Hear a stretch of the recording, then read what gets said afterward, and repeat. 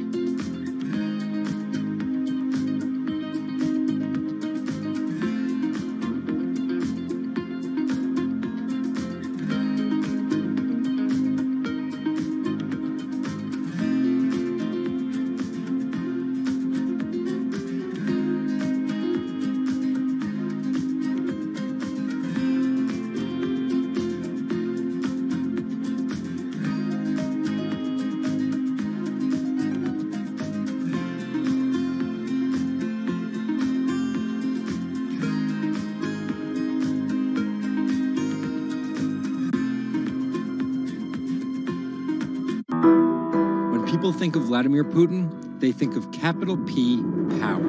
And that's exactly the impression he creates. Whether it's physical power, firing different weapons, riding in various James Bond-esque modes of transportation, or tossing hapless opponents in judo. Or political power, ruling his own country with an iron fist, crushing his political opposition, or, most recently, being accused of meddling in foreign elections for his own benefit. This is how Vladimir Putin went from a poor, tough kid in Leningrad to a KGB spy to the very symbol of modern Russia. Vladimir Vladimirovich Putin was born in 1952 in Leningrad, which is now St. Petersburg. His father was a factory foreman and his mother a homemaker. It is widely said that Putin's public-facing tough guy persona can be traced back to him getting into fights when he was younger, which paved the way for him to take up judo. After getting a law degree from Leningrad State University, Putin joined the KGB Foreign Intelligence Service. He spent 16 years in the KGB. When Putin returned to Russia, he began his political career. He went to work for Anatoly Sobchak, who was then the mayor of St. Petersburg. That's Leonid Bershidsky. I'm a columnist at Bloomberg View. Putin thrived in Sobchak's administration because he was sort of considered pretty efficient city official at that time. He was very loyal to Sobchak. So loyal and efficient that he was noticed by Yeltsin's close circle. And those people soon brought Putin over to Moscow to work in Yeltsin's administration, where he quickly climbed the political ladder. Then, of course, he was promoted to Prime Minister of Russia. That's Dmitry Trenin. I am currently director of the Carnegie Moscow Center. Around this time, Yeltsin and the people around him, the so-called family, decided that Putin would become Yeltsin's successor. And then, this happened. The apartment bombings were carried out in 3 Russian cities, killing 293 people and injuring more than 1,000. Putin immediately accused Chechen separatists for the bombings and followed it up with action. He was credited with having a very successful military campaign against the terrorists. And it worked. After that, he became an heir apparent in the eyes of the Russian people. 3 months later, Yeltsin resigned.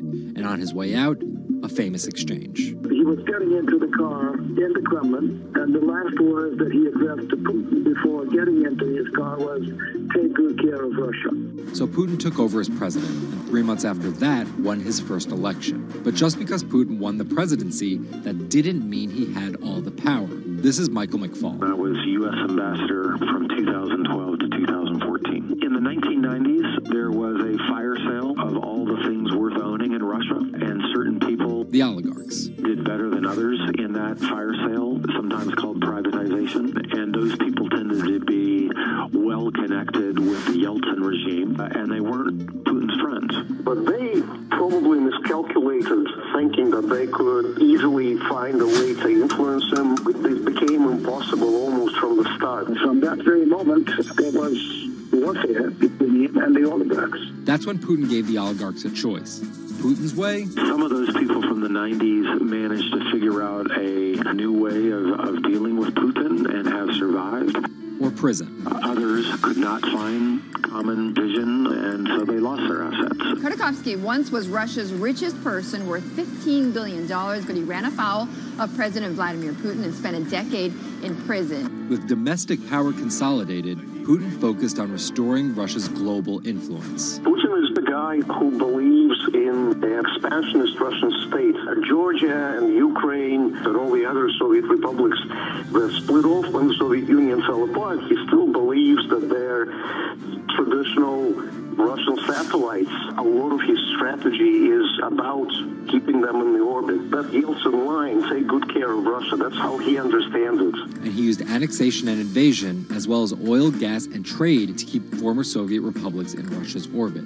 In 2008, Putin's 2 terms were up, and he decided to step down as president. Dmitry Medvedev stepped in as president, and Putin went back to prime minister. But really, Putin never left power. He pretty much continued running the country, and Medvedev was a bit of a figurehead. there was actually a period of cooperation between Russia and the U.S. that benefited both countries during Medvedev's presidency. Because Medvedev did not have the same negative attitude towards the West as Putin did. But when Putin came back to run for a 3rd term, in the lead up to the 2012 election, it was widely believed that both the presidential and parliamentary elections were rigged, and Russians took to the streets. Putin blamed the protests squarely on America, and more specifically, Secretary of State Hillary Clinton. He believed that she had sent, and this is his words, a signal to demonstrators. Still, Putin won by a huge margin and set about crushing the protest movement immediately upon his return to the Kremlin. Over the next few years, Russia's economy tumbled. Putin annexed Crimea, leading to sanctions. The price of oil fell drastically. The ruble hit a new low, and America played down Russia's influence, with Obama calling Russia a regional power. Despite all of that, Putin's approval rating remained sky high, and then an opportunity for payback. I think I'd get along very well with Vladimir Putin. In 2016, there was one candidate who called Vladimir Putin very smart. Trump exhibited tolerance towards Putin's actions annexing Crimea, and similar views on NATO and sanctions. Secretary Clinton didn't support any of those views. Even though Putin denies any wrongdoing, U.S. elections. the U.S. has accused Russia of being behind the leaking of 20,000 Democratic National Committee emails, which many say helped Trump beat Hillary Clinton in the presidential election. Which leaves us here, with the possibility of a President Putin until 2024, positioning Russia to be the world power he always imagined it should be.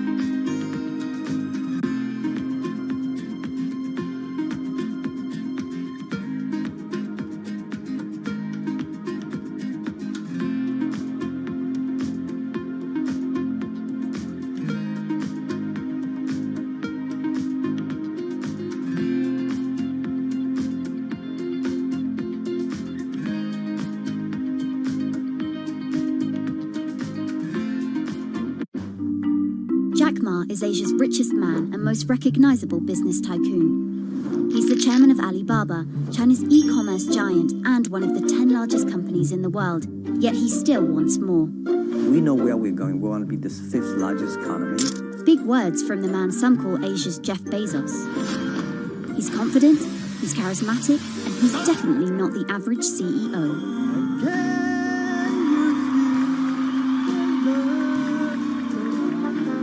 This is how a poor school teacher went from the classroom to being one of the most influential multi-billionaires in the world.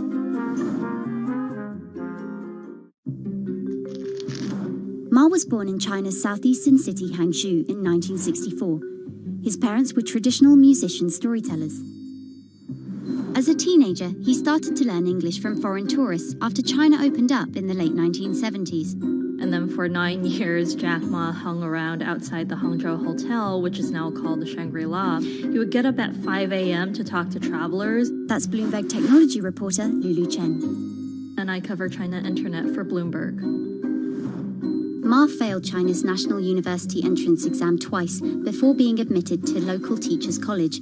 He graduated in 1988. He applied for 30 jobs and got rejected, including from the fast food giant KFC. When KFC came to China, come to us say, 24 people went for the job. 23 people accepted. I was the only one guy. Then Ma got a job at a local university and taught English there for about 5 years, earning just $15 a month. On the side, he started a translation company with several friends. During a company trip to the US in 1995, Ma had his first encounter with the internet at a friend's place in Seattle. I searched the first word, beer. I don't know why, because it's easy to spell, baby. And I see beers from Germany, beers from USA, beers from Japan, but there's no beer from China. So he searched for the word China instead and still couldn't find anything. And that got him thinking. He wanted to build something that would put China on the world's map. He started China Pages, a Yellow Pages-like website, but it didn't take off. Then Ma joined a government agency in Beijing to help set up a website. By 1999, the internet stock boom had gripped Wall Street, and back in his Hangzhou apartment, Ma decided to try again. With his wife and a group of friends, Ma raised $80,000 and set up Alibaba, a site that allowed businesses to sell stuff to each other. 人家美国人强就强它的硬件，强就强它的系统建设，这方面确实比我们高。但是玩信息玩软的，中国人的脑袋绝不比我们差。我们在座的所有人的脑袋绝不比他们差。By 2000, Alibaba had raised $25 million from investors, including Goldman Sachs and SoftBank. He had no business plan and zero revenue, but his eyes was very strong eyes. In 2003, Alibaba started Taobao, a platform for individual sellers to trade with each other, and publicly declared war against eBay, who had started to make a foray into China. Jack Ma has this famous saying that Alibaba is a crocodile in the Yangtze River, whereas eBay is a shark in the ocean. And if they fight eBay in the ocean, then they'll lose. But if they fight them in the Yangtze River, then they have a home base advantage. In 2007, just 1 year after it forced eBay out of China, Alibaba debuted its business-facing division on the Hong Kong Stock Exchange. But it delisted 5 years later as its performance sagged. But in 2014, Alibaba raised $25 billion in the world's biggest IPO in New York. Everybody should have a dream. What if that dream comes true? After achieving dominance in the business of e-commerce in China, Alibaba has been building an internet empire worth $472 billion, with businesses in cloud computing, online video streaming, movie production, healthcare, sports, retail, and even news media. Alibaba buying into South China Morning Post really raised eyebrows. This is the largest English newspaper in Hong Kong, and it shows that Jack Ma's ambitions weren't limited to e-commerce. He wanted to influence not just Chinese users, but also overseas users as well. The US has criticized Alibaba for allowing companies to sell counterfeit and poorly made goods, but in China, it enjoys the favor of China's government. It's part of Ma's company philosophy. In love with the government, but don't marry with them. Jack Ma is an extremely fortunate man for jumping on the internet sector so early. Note that this is a person who has no coding skills at all. He's a natural showman and a gifted public speaker and really able to convince others to believe in his vision. Ma's vision of growing Alibaba to be the world's 5th largest economy faces strong competition at home and abroad. It will require more than just naked ambition and charisma. But Ma is great at getting himself in the right place at the right time. So far, it served him well.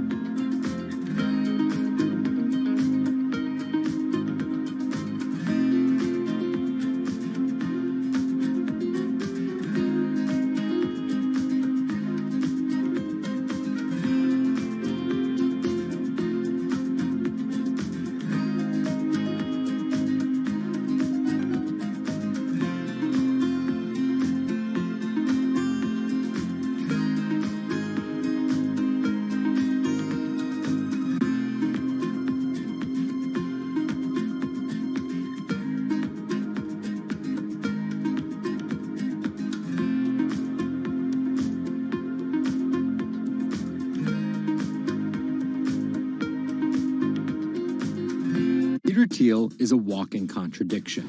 He got his bachelor's and Juris Doctorate from Stanford, but speaks out about the horrors of higher education, saying college is as corrupt as the Catholic Church was 500 years ago. He's a staunch supporter of the free press, yet he bankrolled a lawsuit to bankrupt an independent media company. But these were not journalists. And most of all, he's an immigrant and libertarian who's the most public supporter of Donald Trump in all of Silicon Valley. What Trump represents isn't crazy, and it's not going away. This is the story of how an openly gay, immigrant genius, libertarian billionaire went from tech contrarian to Silicon Valley's biggest Trump supporter. Peter Thiel was born on October 11, 1967 in Frankfurt, West Germany, to Suzanne and Klaus Thiel. Peter's family emigrated to Cleveland, Ohio when he was 1. An Ayn Rand devotee during his youth, Thiel attended Stanford University majoring in philosophy. His Stanford experience shaped a really big part of who he decided to surround himself with. That's Lizette Chapman. And I cover technology and venture capital here at Bloomberg. He and his Stanford friends made their first big splash in tech with PayPal. After selling to eBay for $1.5 billion, they would become known as the PayPal Mafia for each incredible success after PayPal. For Thiel, that began with an early, modest $500,000 investment in Facebook. And in VC speak, early means big risk, but also big reward. He turned that initial $500,000 investment into more than $1 billion in cash. But Thiel was just getting started with Facebook, and he went on to make a whole bunch of wildly successful investments. From SpaceX to Airbnb to one of the largest, most powerful companies in the United States, if not the world, and of course that's Palantir. The incredibly controversial secretive data mining startup he founded with his colleagues from PayPal. It connects data silos and then allows non-technical people to search that information for patterns. Data like financial information, feeds from video cameras, biometric details, passport information, flight manifest. Palantir doesn't talk much about how they collect this data, who has access to it, or what they do with it. But they have contracts with the Department of Homeland Security and the CIA and the Department of Justice and the Securities and Exchange Commission and several other federal agencies. It's the richest company you've never heard of, valued at $20 billion. But there are plenty of obscenely wealthy people in Silicon Valley. What makes him different... He's a complex ball of multiple contradictions. Take college, for example. Even though college was extremely important for Thiel, there's something called the Thiel Fellowship. In exchange for dropping out and a promise not to pursue college, Thiel would give them $100,000 each. You basically tell people that if you get a diploma, you're saved. Otherwise you go to hell. You go to Yale or you go to jail. Also, his relationship with the press. Here's another contradiction. He's donated to free press initiatives, including the Committee to Protect Journalists. But he also secretly spent tens of millions of dollars bankrolling a lawsuit filed by Hulk Hogan over the publication of a sex tape and bankrupting the independently run Gawker Media. Why did he do this? Because in 2007, one of Gawker Media's blogs, ValueAg, outed him as gay. And with the lawsuit, he found an opportunity to get back at them by funding the lawsuit that Hulk Hogan was able to bring then, but he wouldn't have been able to do that without Thiel's money. And finally, Thiel's biggest contradiction, his endorsement of Donald Trump. When he was asked about his support for Trump, he was surprised at the outrage that came with it from many of his colleagues in Silicon Valley. He didn't want more of the establishment. No matter how crazy this election seems, it is less crazy than the condition of our country.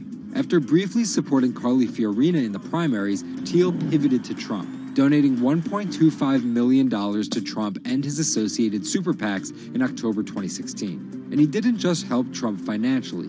He gave a full-throated keynote speech supporting Trump at the Republican National Convention. I'm not a politician, but neither is Donald Trump. He is a builder, and it's time to rebuild America. And when Trump was finally elected, Thiel was given the reins to an enormous amount of power. And I want to thank you, man. You have a very special guy. He was named the transitional advisor.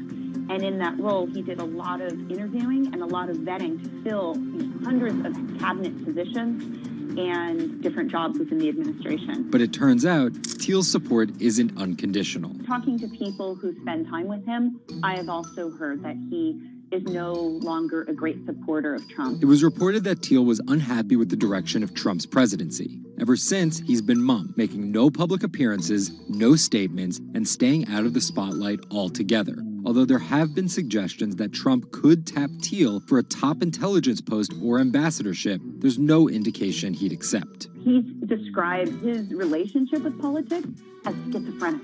He gets really involved, and then he runs away as fast as possible. Whether Thiel takes a new position or simply continues as a board director at Facebook and Palantir, at just 50 years old, he's primed to wield some serious influence in technology and politics for decades to come.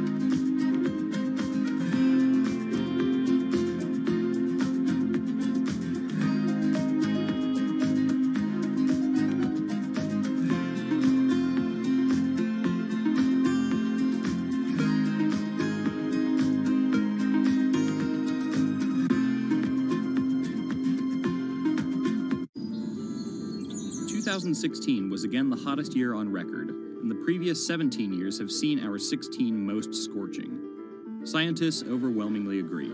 Global warming is the culprit. And it's just getting started.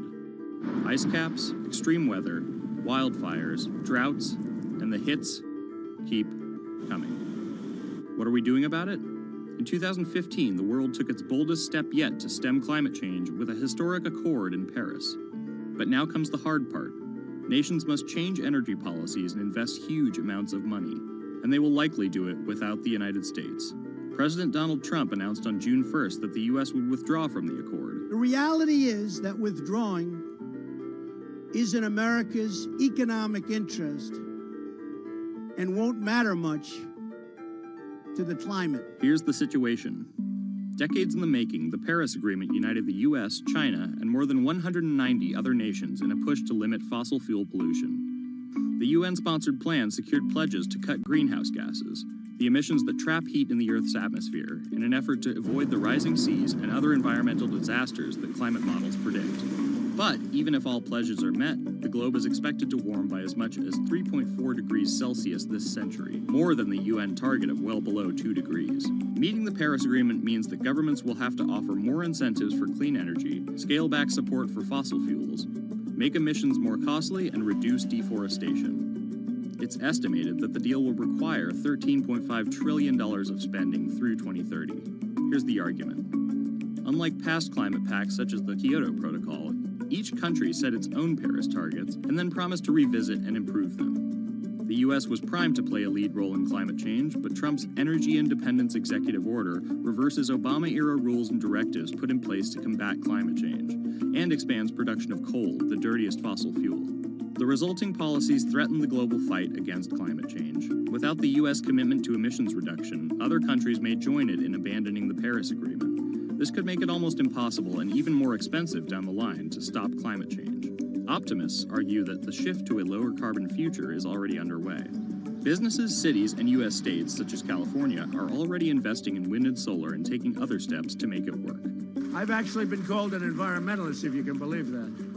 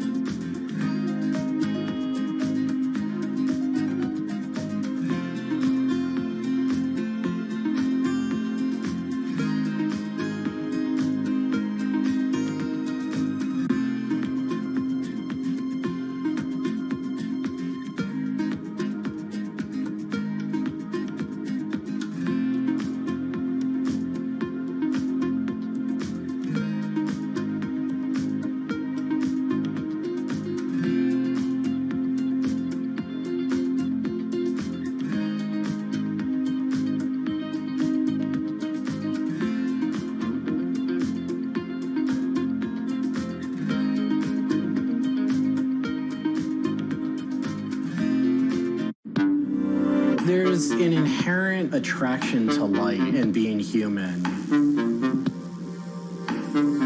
And I think on a very deep psychological level, light is this way in which we experience the energy surrounding us in a very personal manner. My name is Matt Dilling. I'm the founder of Light Bright Neon Studio, and we manufacture, produce, and restore neon works of art and design.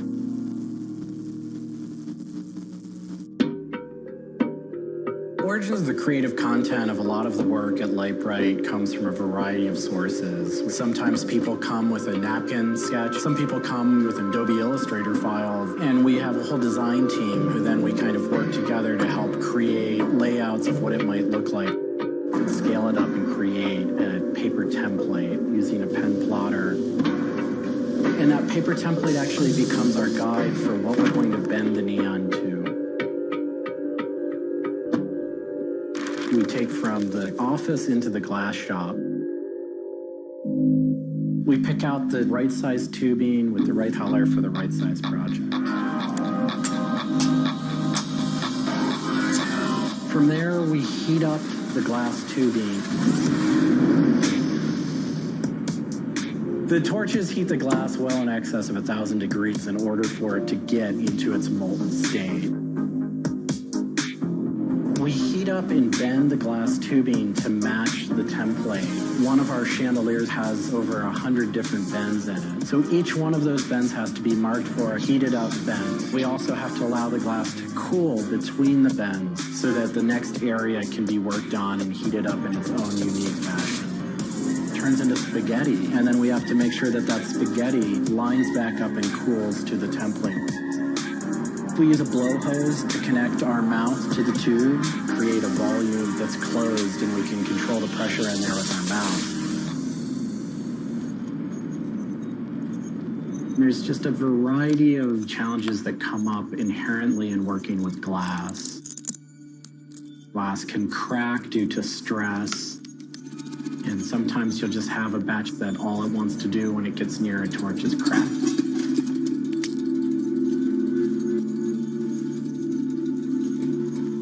After we've bent various components, we have to go in using the crossfire or the hand torch and actually weld all of those pieces together. The last step on that is then to weld on electrodes onto either end. Each one of those steps is very, very specific. I draw inspiration from so many different experiences. It's hard to come up with one thing that's particular, but one of the ways that I really am able to connect with the creative is to float. Floating is a similar experience to meditation, to psychedelics. Going into a blackened room and laying out in a body of water and salt that's heated to your body temperature, and it allows for all sort of external stimulation to fall away. And your internal world really begins to bubble up and manifest. You really get to experience a different relationship to your mind.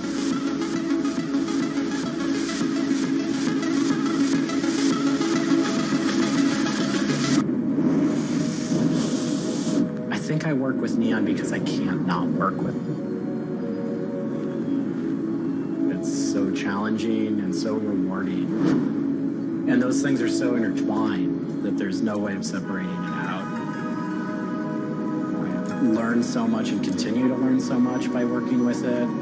I find so much inspiration in working with it, and I just continue to experience new and different things through the medium. It's that close to me at this point.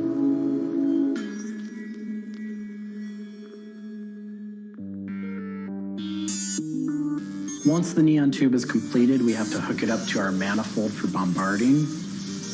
The manifold is open, a vacuum is drawn. We check the tube for leaks with our Tesla coil. We close the tube back off, and we heat it up using a very large and powerful transformer. As the tube is heated up, it releases anything that's not inert inside the tube, and we evacuate that out. We introduce the gas into it. and we seal the tube off, sealing into that tube whatever gas we introduced into it. I think my favorite part of making a neon light is when I see it lit up for the first time. Different gases, when electrified, emit different wavelengths of light. Neon gas is this very bright orange, fiery red color. Argon gas creates a very intense blue, but that light output that is produced can then be expressed in a different wavelength by coating the inside of the tubes with a phosphor coating that takes that one wavelength of light and emits a different wavelength. We bring it over to the aging table where we hook it up to an age-in transformer and allow it to settle, age the gas in that we've introduced to it. There's always a stray particle of something left inside the tube. But that time that the oxide coating can act to scrub whatever is left inside the tube while things are getting settled into place.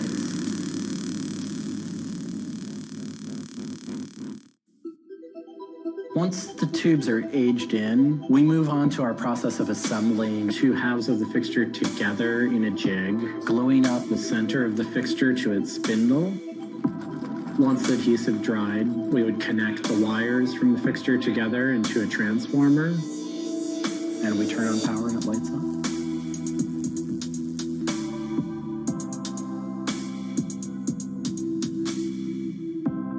Part of what we love about what we do here is that we try and put out into the world the kind of things that we'd like to see. I still am surprised when it lights up. I'm still excited when I get to see it illuminated.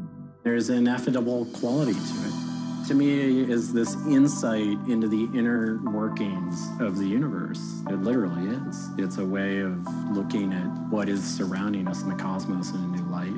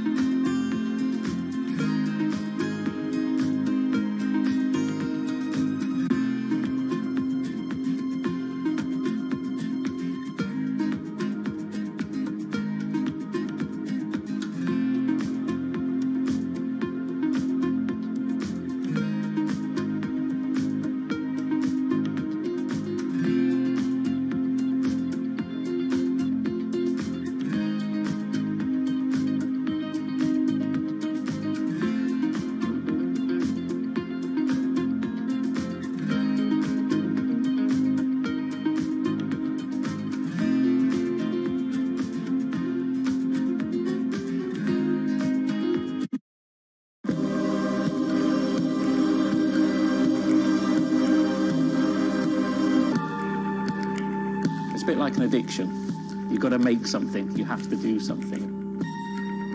It's borderline obsession. And every bike we build is my favourite bike at the time, and as soon as it's done, I want to build another one.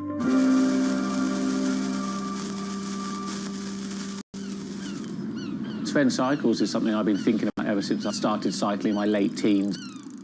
We want bikes that ultimately you'll really enjoy riding. There's never a bike that's the same. There's always a slight change. And as we build them individually as well, they have the marks of a bike that's built by hand. Most people I know cycle have an idea of their dream bicycle. And it may be an evolving idea you've had in your head. And we've worked with a lot of people that have come to us with sketches and scrapbooks. It's really, really nice to build something that's just one-off and unique. I think a lot of people see a bicycle as two wheels and a frame in the middle. There are a lot of subtle changes and nuances in design which can change the riding characteristics quite dramatically. I'm a really big fan of modernist architecture, and the simplicity of a modernist building is really hard to achieve. And with some of our bikes, they may look very simple, but I think people should not underestimate the time and effort that goes into designing a product. Tubing is key to a bike's feel and ride. Reynolds tubing has been in my life ever since I can remember. Growing up, I could never afford a frame manufactured with their tubing. We can now put a badge on our bike saying manufactured Reynolds, which is a sort of thing as a kid I just wouldn't have believed was going to happen.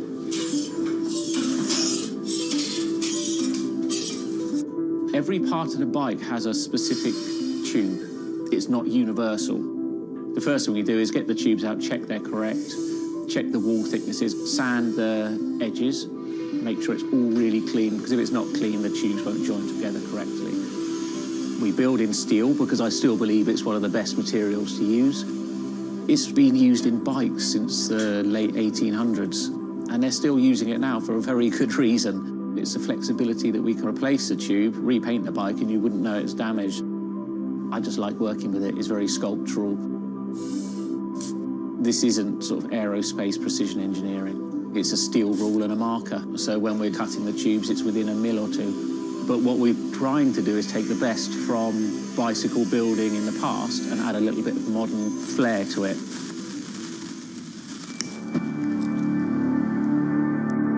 There's various techniques for building bicycles. We do a thing called fillet brazing, where you connect a pipe together. We use a bronze rod and a flame. We heat the tubes up to the same temperature and we fill the joint with bronze. And it gives a very, very sort of fluid, lovely, sort of quite sculptural feel. You've got to practice. You've got to be able to judge material temperatures. You've got to just look at it and you just get a feel for it. It's the stage where your tubes start to look a bit like a bicycle. My father's a jeweller. He'd make sort of very pretty things, which are lovely, but for me, they don't really have any function. What I love about bicycles, you can start on a Monday with a box of tubes, and you can be riding it by the weekend, and it can last you for the rest of your life.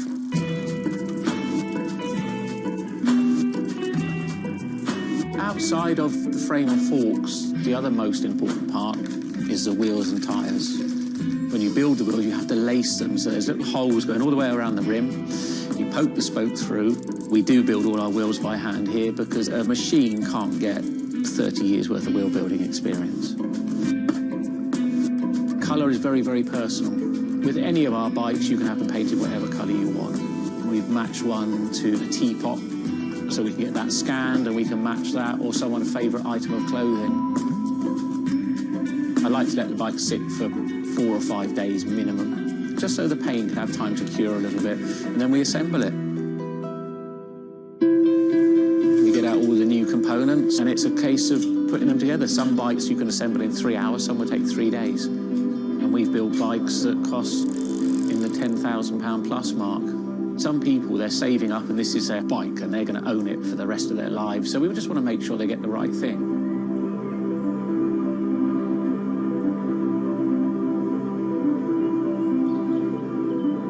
I think the bike for me was the first time I had some freedom. So as soon as I had one, I was off. A lot of people still get that thrill as when they were a kid blasting down a hill, wind going through their hair.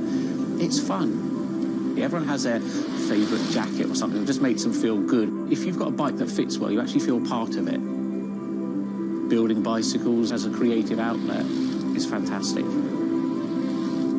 It's not something you do because you're going to get a big paycheck at the end of the day. You do it something you have a passion for it.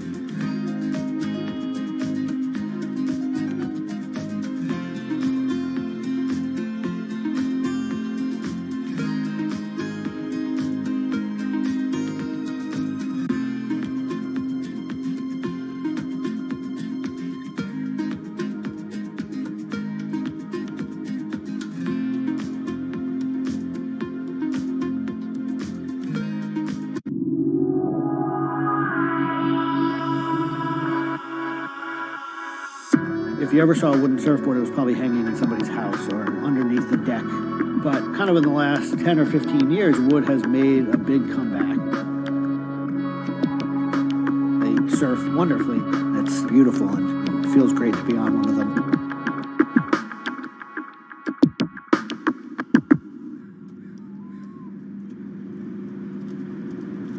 I always had a love for wood and kind of passionate about things that went in the water.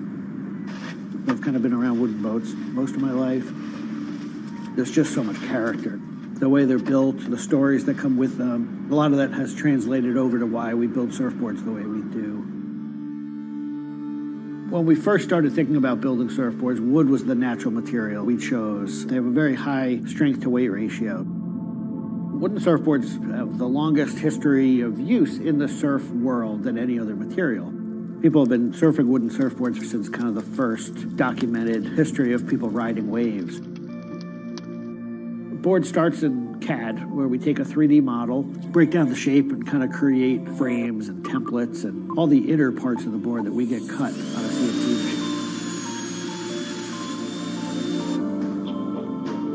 machine. We take those frames and we just pop them out, assemble the frame into kind of a skeleton.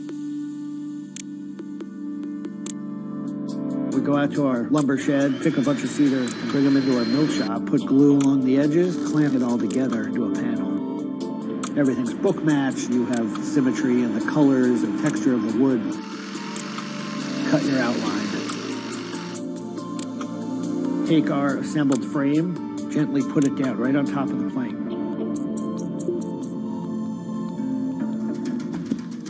Once that foundation is started, you're basically building up the three-dimensional shape, the outside part of the board, using lots of strips that kind of interlock and fit together.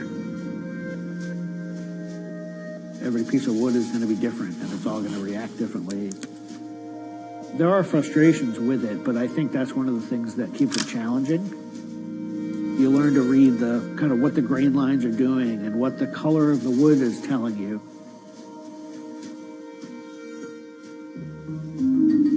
Once those rails are cleaned up, we put our top planks on. It's a little bit like putting a lid on a box. It's like, this is it. Whatever's inside that board is staying inside that board. And by tensioning some rope, you can clamp the two together. It's like a time capsule.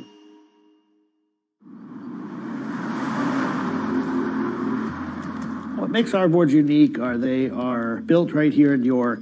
They're built using material that grows right here in the state of Maine. They're built 100% by hand by local craftspeople and surfers. There's a lot of time that goes into these boards, between 40 and 60 hours start to finish. We wanted to build surfboards that were as hollow as they could be, but still be strong enough to work well. Too light and they don't surf well, but too heavy and they don't surf well. So there's a balance point there, and that's where we try to be. Taking the board off the rocker table once the top has gone on, that is by far one of my top favorite parts. It's just you and a shaping stand, a board, and a hand plane. Everything else is out of your view. It's simple, it's pleasurable, it's quiet. You can be with your thoughts and you can just kind of be present. There's something about taking a nice sharp edge tool to a beautiful piece of wood and feeling the curls coming off and knowing that every pass that you're making, you're kind of getting it closer and closer to what you have in mind.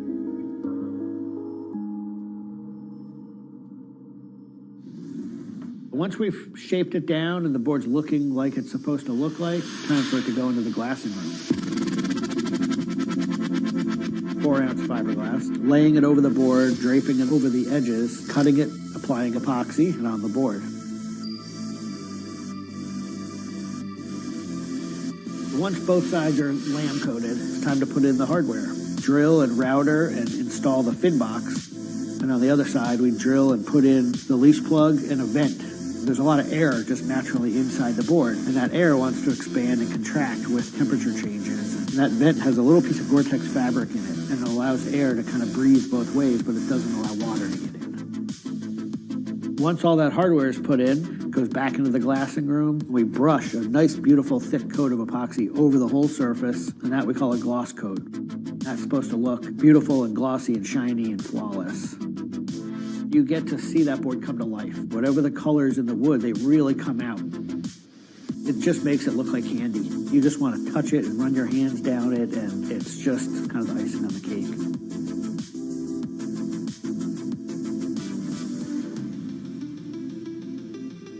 Once everything is hard, we put it into what we call the oven, get that epoxy to cure, really kind of bake it, and just get it to harden. Put in the fin, screw in the vent, and ship it out.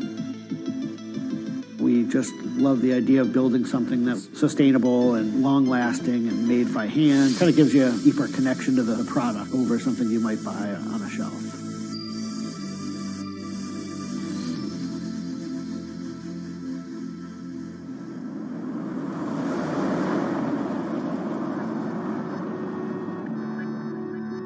When a customer gets the board, they feel it. They 100% feel the amount of work and the amount of passion that went into the board. So I'm not really looking at hours and efficiency. We're looking at like doing it right and enjoying it as we go.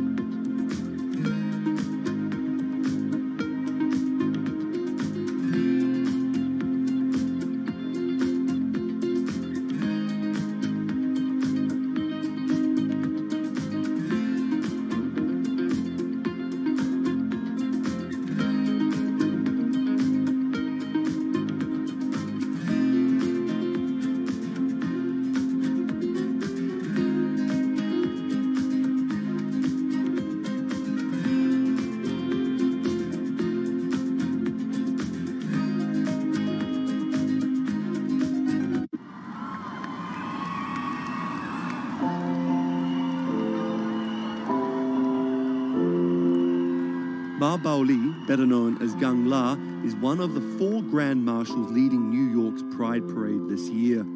But in the country he comes from, being gay is still a social taboo. The CEO of a Beijing-based internet company is on a mission to improve the lives of millions of gay men in China. 对于每一个 LGBT 人群来说，即使这个国家不允许你跟同性爱人结婚，但是你仍然要勇敢地去选择你自己的生活，你仍然应该拥有幸福生活的权利。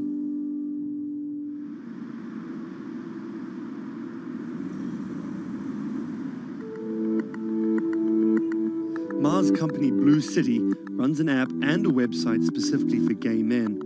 Blued is one of the biggest gay social networking apps in the world, with an estimated 30 million registered users. Unlike most other apps, Blued is more than just dating or hookups. 大家可以在我们这个软件里面找他自己的情感，然后可以阅读相关的内容，然后可以进行一些娱乐，比如玩游戏啊，比如看直播啊等等。Back in 2000, when Ma studied at a police school in northern China, he realized he didn't feel like everyone else. 因为他们都找女朋友，然后谈恋爱，但是我对长得好看的同性的男生，我反而觉得对我更有吸引力。所以那个时候我就到互联网上去找这样的一些资料，然后希望能够告诉我自己我到底是谁。互联网上所有的信息都是负面的，都是错的，就是说同性恋要电击疗法，要被治疗，然后要吃药等等。After visiting some foreign websites with different attitudes to homosexuality, Ma created his own site for a Chinese audience, encouraging people that 他们也是正常的，他们不用自卑，然后也不用自杀。Even though attitudes towards homosexuals are slowly changing in China, it's still a social stigma. The virtual world of Blued, where members can be open about their sexuality, is for most a striking contrast to their real lives. This is live streaming, a function added to Blued in late 2015, right as the internet craze was starting to take off in China. Many self-made stars like Jin make decent amounts of money by receiving audiences' virtual currencies and gifts. 我们不是彼此的初恋，初恋这种事儿多不靠谱啊。For Kyle and Klaus, a couple who have come out, live streaming on Blued means something different. 其实我经常会收到很多粉丝的一些互动的留言，就是类似就是说你们让我们看到了同志情侣之间的一些希望啊，我看到这样的留言我是很欣慰的。The government's rules for acceptable content online may shift quickly in China, with LGBT material in a grey area. Many companies feel the chill of the recent internet crackdown, but Blue City still runs as usual. Ma has won the Chinese government's trust by helping with HIV prevention among gay men. A third of the company's staff are dedicated to screening pornographic and politically sensitive content. 我不太多的愿意去对抗，我更多的愿意去对话，去改变他们的想法。我觉得这个可能在中国来说是更有效的。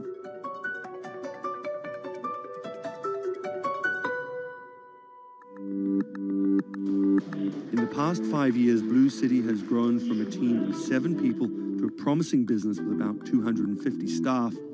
Ma said the company earned over $15 million last year, mainly through advertising and selling virtual currencies to live streaming audiences.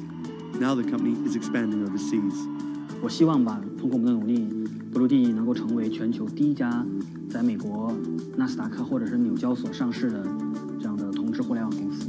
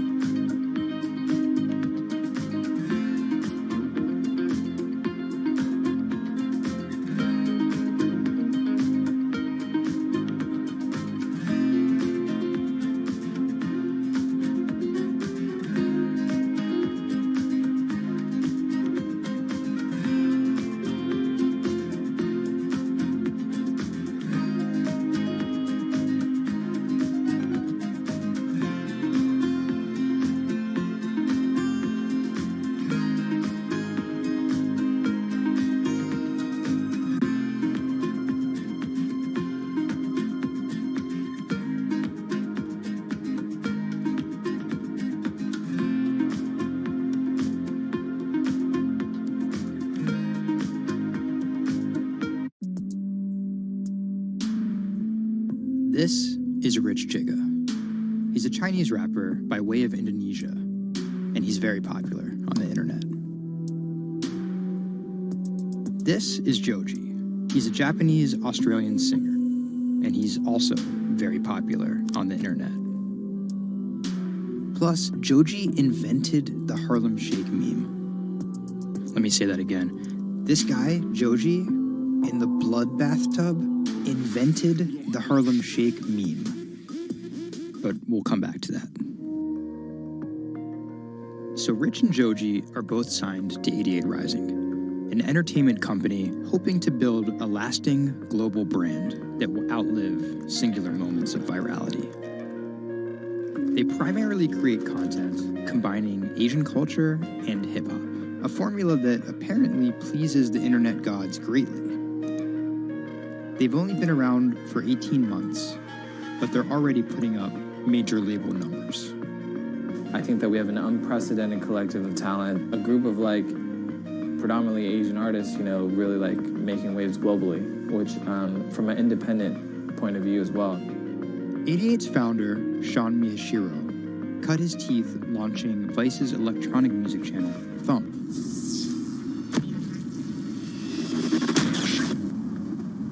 But quickly, Sean became interested in life beyond dance music. I knew that after launching a whole content platform that I have kind of the ability and the know-how to do it again, but like for what was the question. So Sean moved to the Bronx to start over and figure it out. He couldn't afford an office space, so he worked out of his car at the top of a grimy parking garage. Everything kind of started here. If you look around, this is my environment. This is my serenity, really. 88 Rising was built here. Built on the grounds of LA Fitness, residence in a parking garage. I was living in the Bronx. I'm just like, damn, where the hell do I go? So I just come up here and I I just kind of figure things out every single day. Being like, okay, what the hell is this thing? Coming here was kind of like my own kind of private office, basically. Like, to be honest, I would even go to the bathroom here. I would like take pisses here, you know what I mean? Like, it was, it's just too far to go back down there. When I need Wi-Fi, I'd spend a good part of the day at Dunkin' Donuts. Hi, how are you? Can I get a chicken snack wrap? Before 88 Rising officially launched, Sean caught a surprise break in the form of a Twitter friendship with a funny 16-year-old kid from Indonesia named Brian, who taught himself English by watching Rubik's Cube tutorial videos on YouTube. Seriously, that's true. I thought his Twitter was genius, from the future, just crazy, and like just the shit that he was saying, like the memes he was making. But I didn't know that he rapped or anything like that. I really didn't, and he came up with that stick like 2 weeks later. 12 in the morning, pop shells for a living and baby gon' smell blood trail every minute, bro. Dat Stick was Brian's first ever attempt at making a rap song, and it immediately went viral. Everything was great about it, but the one thing that I noticed is the song was hard as hell. Just like everything about it, man. Just like, it was menacing, bro. Soon after the video dropped, Brian signed with 88 Rising. I'll FaceTime with Rich. Sorry for calling you Rich Chiga on my phone, Rich. Brian, he gets like super pissed off that he's saved in my phone as Rich Chiga. He's like, dude, am I not a human to you? What's good, bro? What's good, brother? How you doing? Doing great. I did the sound check. How was it? It was tight. But you've been a bitch, suck a thick cock. So, Brian could definitely rap, but some viewers understandably took offense at a Chinese kid satirizing rap cliches and calling himself Rich Chiga. But if a group of well-known rappers saw the video and genuinely liked it, that could at least help validate Brian as a legit hip-hop artist. Plus, it could be really funny. It was just kind of an idea that I just had on the spot. Everything that rappers say is better and funnier and smarter and wittier. You know, it's just more entertaining. We just edit it as tight as possible, put it up, and it really worked. 12 in the morning, pop shit. Yo, this nigga got a pouch on and a Reebok pouch. This is the hardest nigga of all time. You said when you come for a trigger like me, that was dope. Like, it's just lit, and I think people will take it as a joke at first, but it's like if he ran with that and kept doing more videos like that, it's just lit. You know, I'd never been to America before, and like all of a sudden, it's like I see like all the rappers that I listen to just like reacting to my stuff, and I was like, what? How did this happen? The reaction video also went viral, and even led to a remix of Dat Stick featuring Wu-Tang's Ghostface. I'll get on that track. You know what I'm saying? Yeah. Really, on the remix? Yeah. Oh, you know him? And yeah, the remix went viral too. Brian has since acknowledged the misstep in his name and claims he may change it. But for the time being, he's still Rich Chigga to his fans. An ever-growing global audience, hungry for more releases from emerging talent around the world.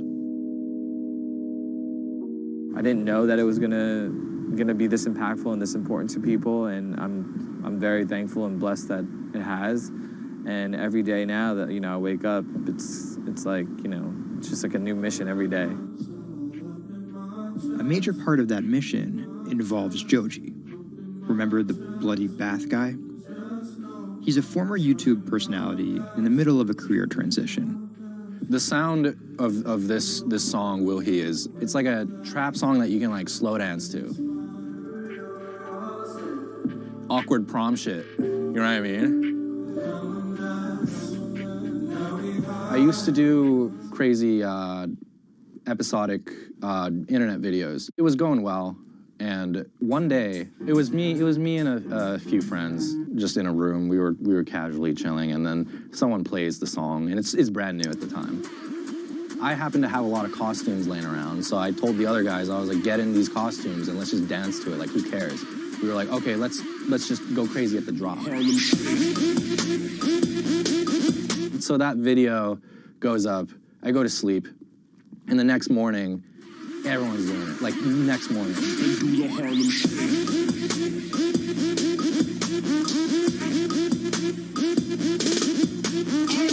That taught me a lot about the internet, how people want to just be a part of something. And from that point on, something changed, and I was a little better at understanding demographics and people and, what they want to see and what they want to hear.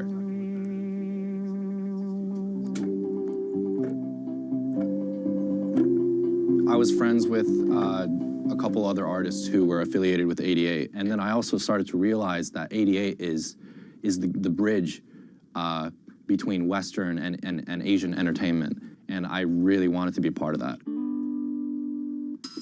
Joji just released the In Tongues EP, his first project as a serious artist. Joji's In Tongues record came out a couple weeks ago. It's #2 on Billboard on the R&B charts, which is crazy for, independent release, and he's like a brand new artist. And the success is even more impressive, knowing he went from creating something like this, It's just Taco Bell. What could possibly go wrong? to creating something like this, the newest music video for his song Demons.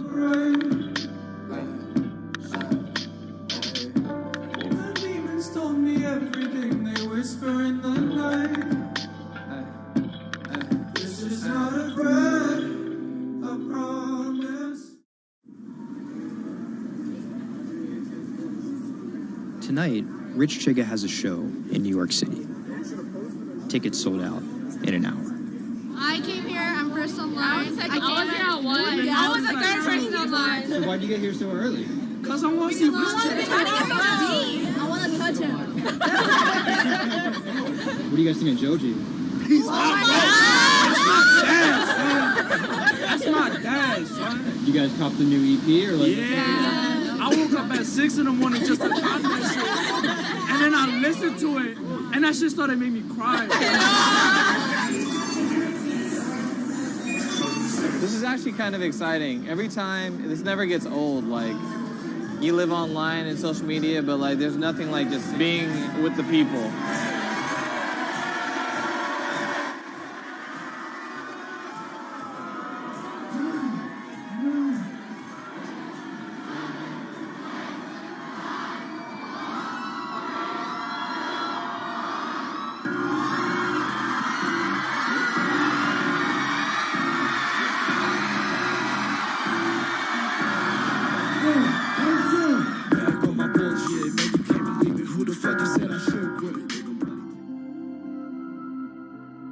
More often than not, viral success happens by accident.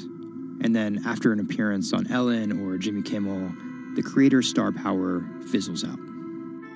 But Idiot Rising has figured out how to turn potential gimmicks into brands with an actual following that keeps coming back for the next thing.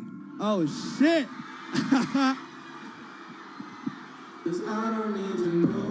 So keep an eye out for Idiot's next move. But more than likely, it won't be covered on network television or terrestrial radio. Although, as they've already proven, nowadays that really doesn't matter.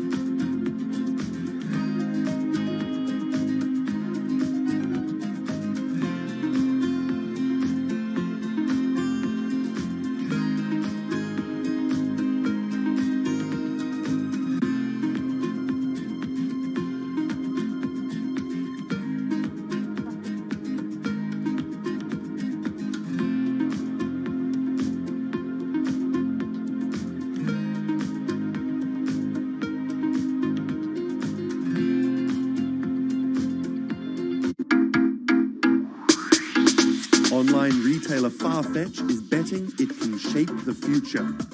This is its concept store, showcasing the latest in retail tech. How do you capture all of that fantastic information that you gather in store with customers touch and feel products? And we created a concept called the connected rail. And this is using a combination of RFID and ultrasound. The RFID signal recognizes the product, and the ultrasound recognizes the movement. Take the product off, and then you'll start to see your products appear. And essentially, it's like online browsing behavior. Whichever products you touch and pick up in the store are automatically sent to your app. This is effectively what you've created is your in-store wish list. In the middle, you'll see essentially a hologram of the product. What the customer sees, they control the experience on a touch device. What this allows the customer to do is take elements of products and then add their own style to it.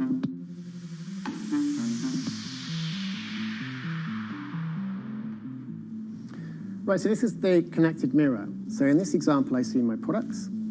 I select a coat, and that's tried it, and it's slightly too big for me. So what I can do is choose an alternative size and send a request to the sales associate, and they'll bring that size to me in the fitting room mirror. You'll also see that we've got some product recommendations here. Crucially, the sales associate's able to push items into the mirror from their device. If you wanted to, you could simply use the mirror and pay and go. Your items would then be packed and dispatched to you afterwards.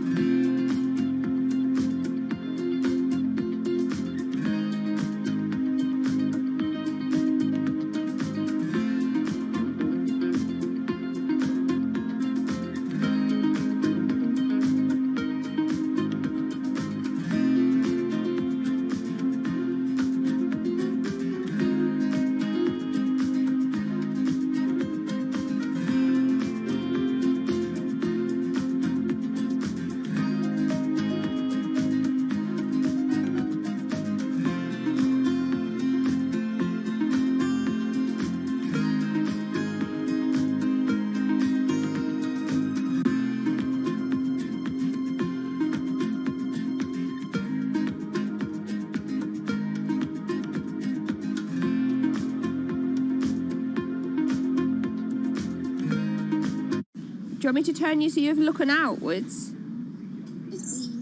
Yes, please. How about there?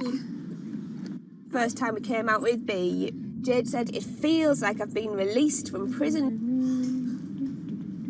Do you want these, Mrs.? Definitely. Definitely. Right. Yeah. And she could say hello to everybody, people she hadn't seen for months. It's Hi, it's Jade. Jade. Oh. So you can talk to Jade through this. Hi, Katie. She's there. Hi.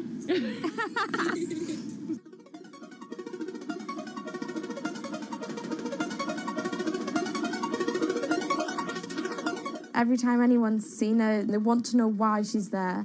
And it's kind of the opposite of when you're in a wheelchair and people see you and they kind of go, oh, should I look? I don't know what the right protocol is. When there's a tiny robot with its bright little eyes going around just looking happy everywhere, it really opens you up for conversation. You've got some friends here, look. Hiya. When I saw her for the first time, I remember thinking, this is going to change things. This is one of those points where if this was a book, this would be the cliffhanger.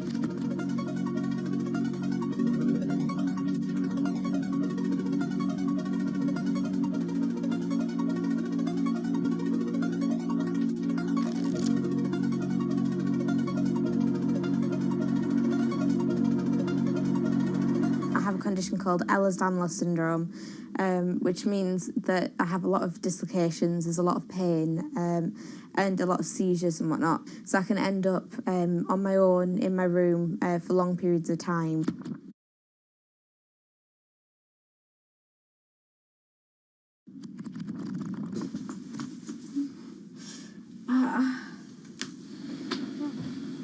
Yeah, my love. A lot of the time, with a condition like my own, of course there's the pain, and the pain is bad, and the dislocations are bad, and the seizures and being in paralysis and never knowing whether you're going to be able to wake up properly tomorrow, that's bad. But what's worse still is being able to count the number of people you see a day on one hand. Are you ready? Sure am, I'm just hoping the connection's going to stay. Yeah, me too. Alright, here we go.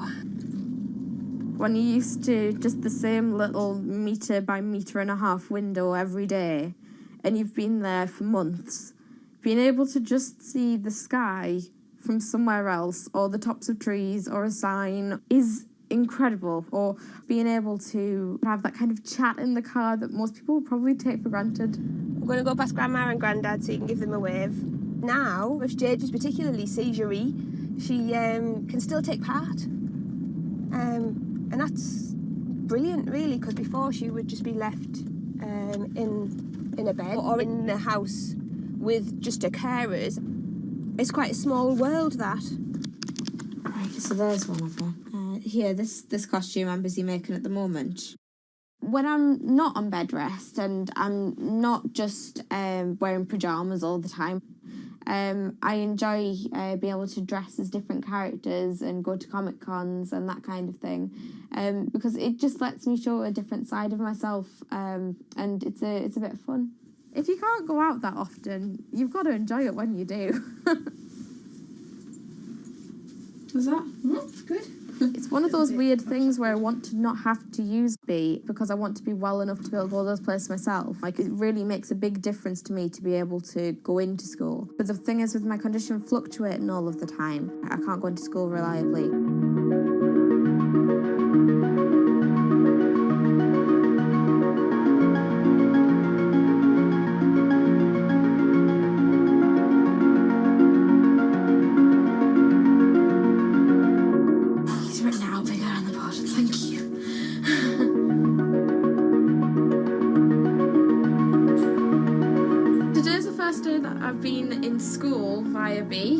And so far it's interesting. Still a few little things that we need to work out, but for the most part I think it's going fairly well, and it's brilliant because I can really tell the difference between today and yesterday.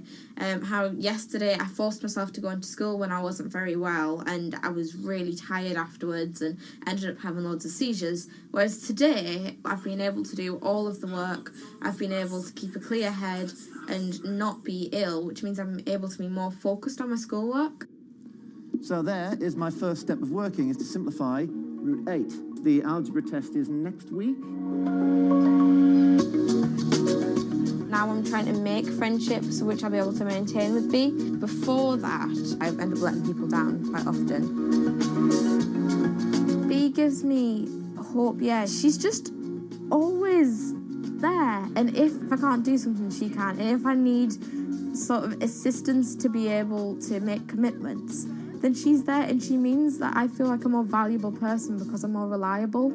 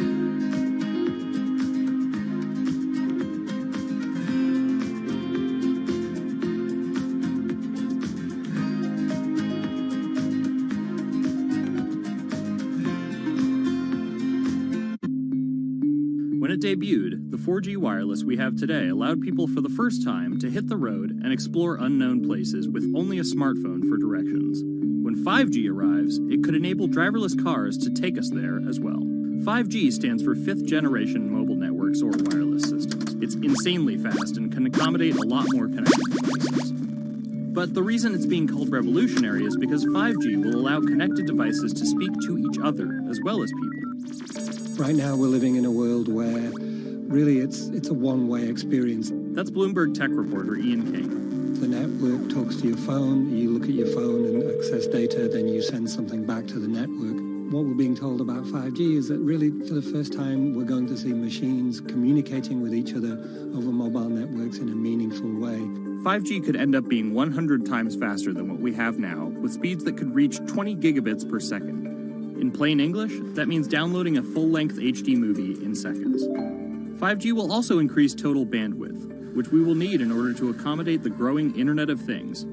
We're talking about the class of devices like internet-connected refrigerators, thermostats, dog collars, but 5G will enable many, many more. Things like your utility network, factories, where machines are just sat there, not connected at all.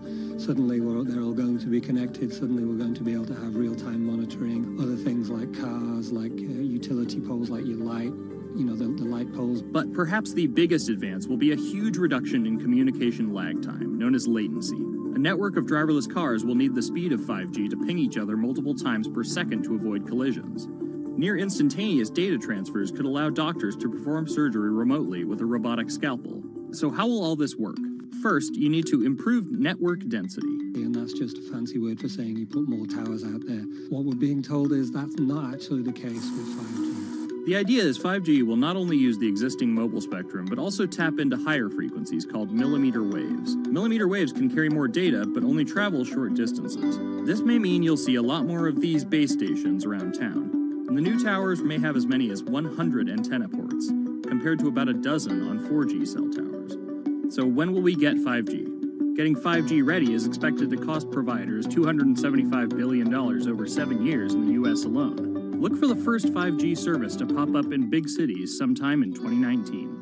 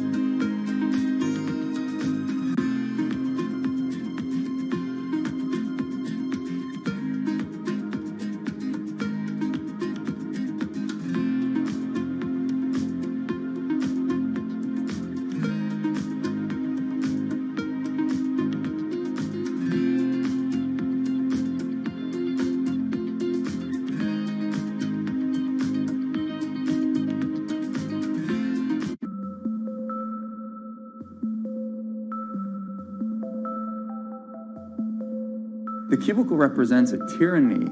It confines your imagination, your thoughts, into a small physical area.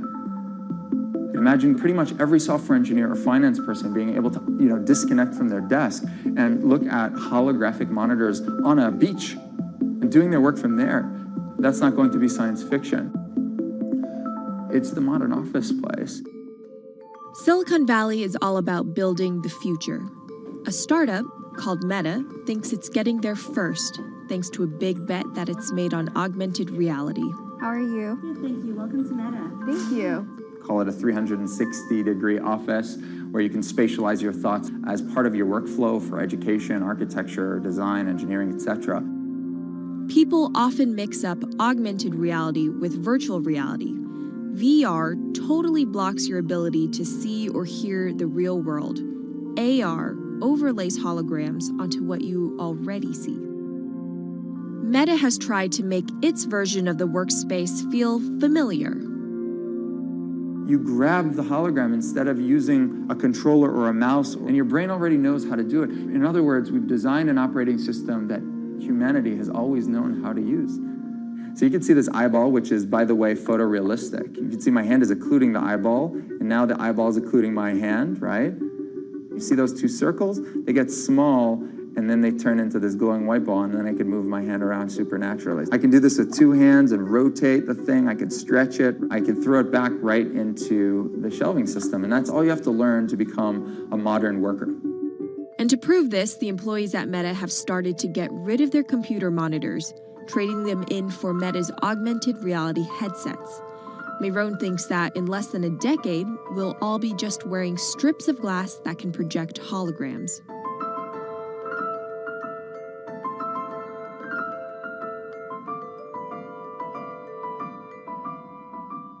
In the early 80s, everybody had computers on their desktop, but no one was using them because they had a lot of work to do. So they were still using typewriters. And at some point, the CEO took all the typewriters away and everybody was forced to use their computers. So it's very exciting to see a new generation of technology, a new paradigm. I consider us like pioneers in the holographic world. I'm pulling up my browser with my hands and sending out emails to colleagues and just kind of really acclimating to the new environment.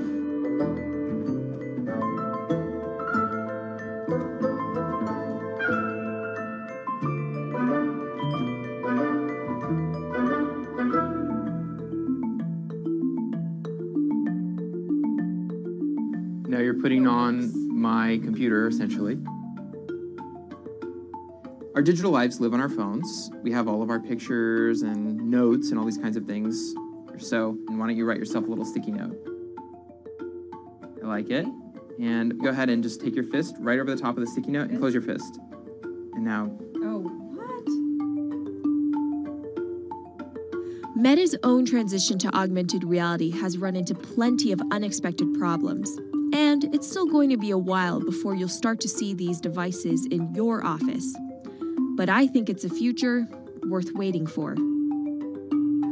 If we could see these holograms between us, we will have been able to share our work with one another more naturally, more efficiently, and more productively than ever before. Humanity will have evolved slightly.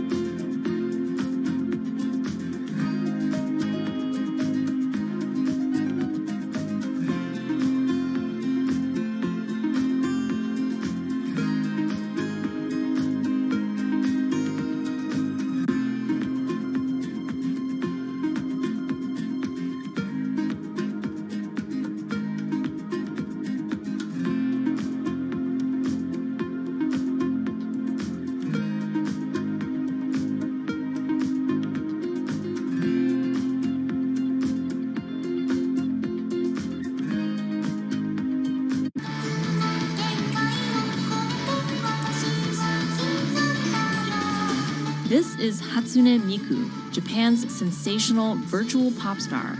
She's released over 100,000 songs in multiple languages and performed sold-out concerts around the world. Her image has appeared in games, on TV, in car races, and is even etched on the side of a Japanese space rocket. I came for Hatsune Miku, Carlos. She's Lady Gaga's favorite digital pop star and opened shows for her in the US 3 years ago. Tens of thousands of fans attended her exhibition and live shows near Tokyo recently. 理想のアイドルっていうとどの曲でもミクはすごい綺麗に歌ってくれる。他没有缺点啊，没有任何让我们感到不开心的一些新闻。She's everything to everybody. That's probably why she's so popular. Miku's creator Hiroyuki Ito and his Sapporo-based company have been developing the virtual diva for over 10 years. 初音ミクとはキャラクターとしてすごくYouTube とかで検索するとたくさんの初音ミクが出てくるんですけども、元々の初音ミクのその原点は歌声を合成するソフトウェアなんです。Both the software and character are named Hatsune Miku, meaning the first sound of the future. Originally based on Yamaha's Vocaloid technology, Miku the software has a sound bank containing voice samples and a huge array of tools. You input the melody and lyrics, then Miku the character sings them.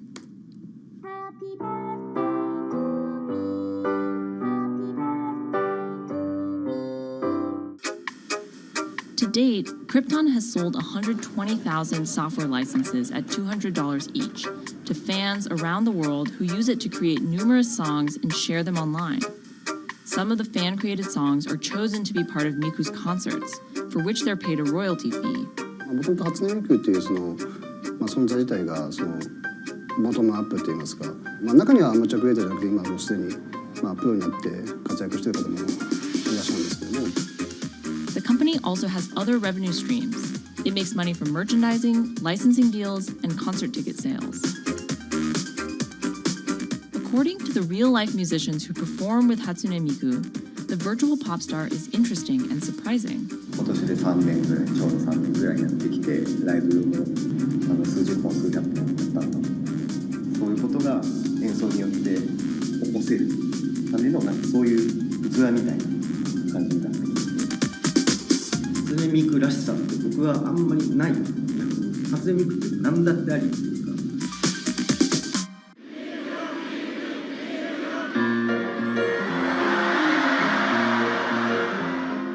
For Ito, Miku has the potential to change the way we think about music. そういう新しいテクノロジーによって新しい音楽のあり方っていうものを模索していきたいと思っていました。And for her fans, it goes even further. ミクって魂がないので、だからみんな魂を作り上げるために存在する。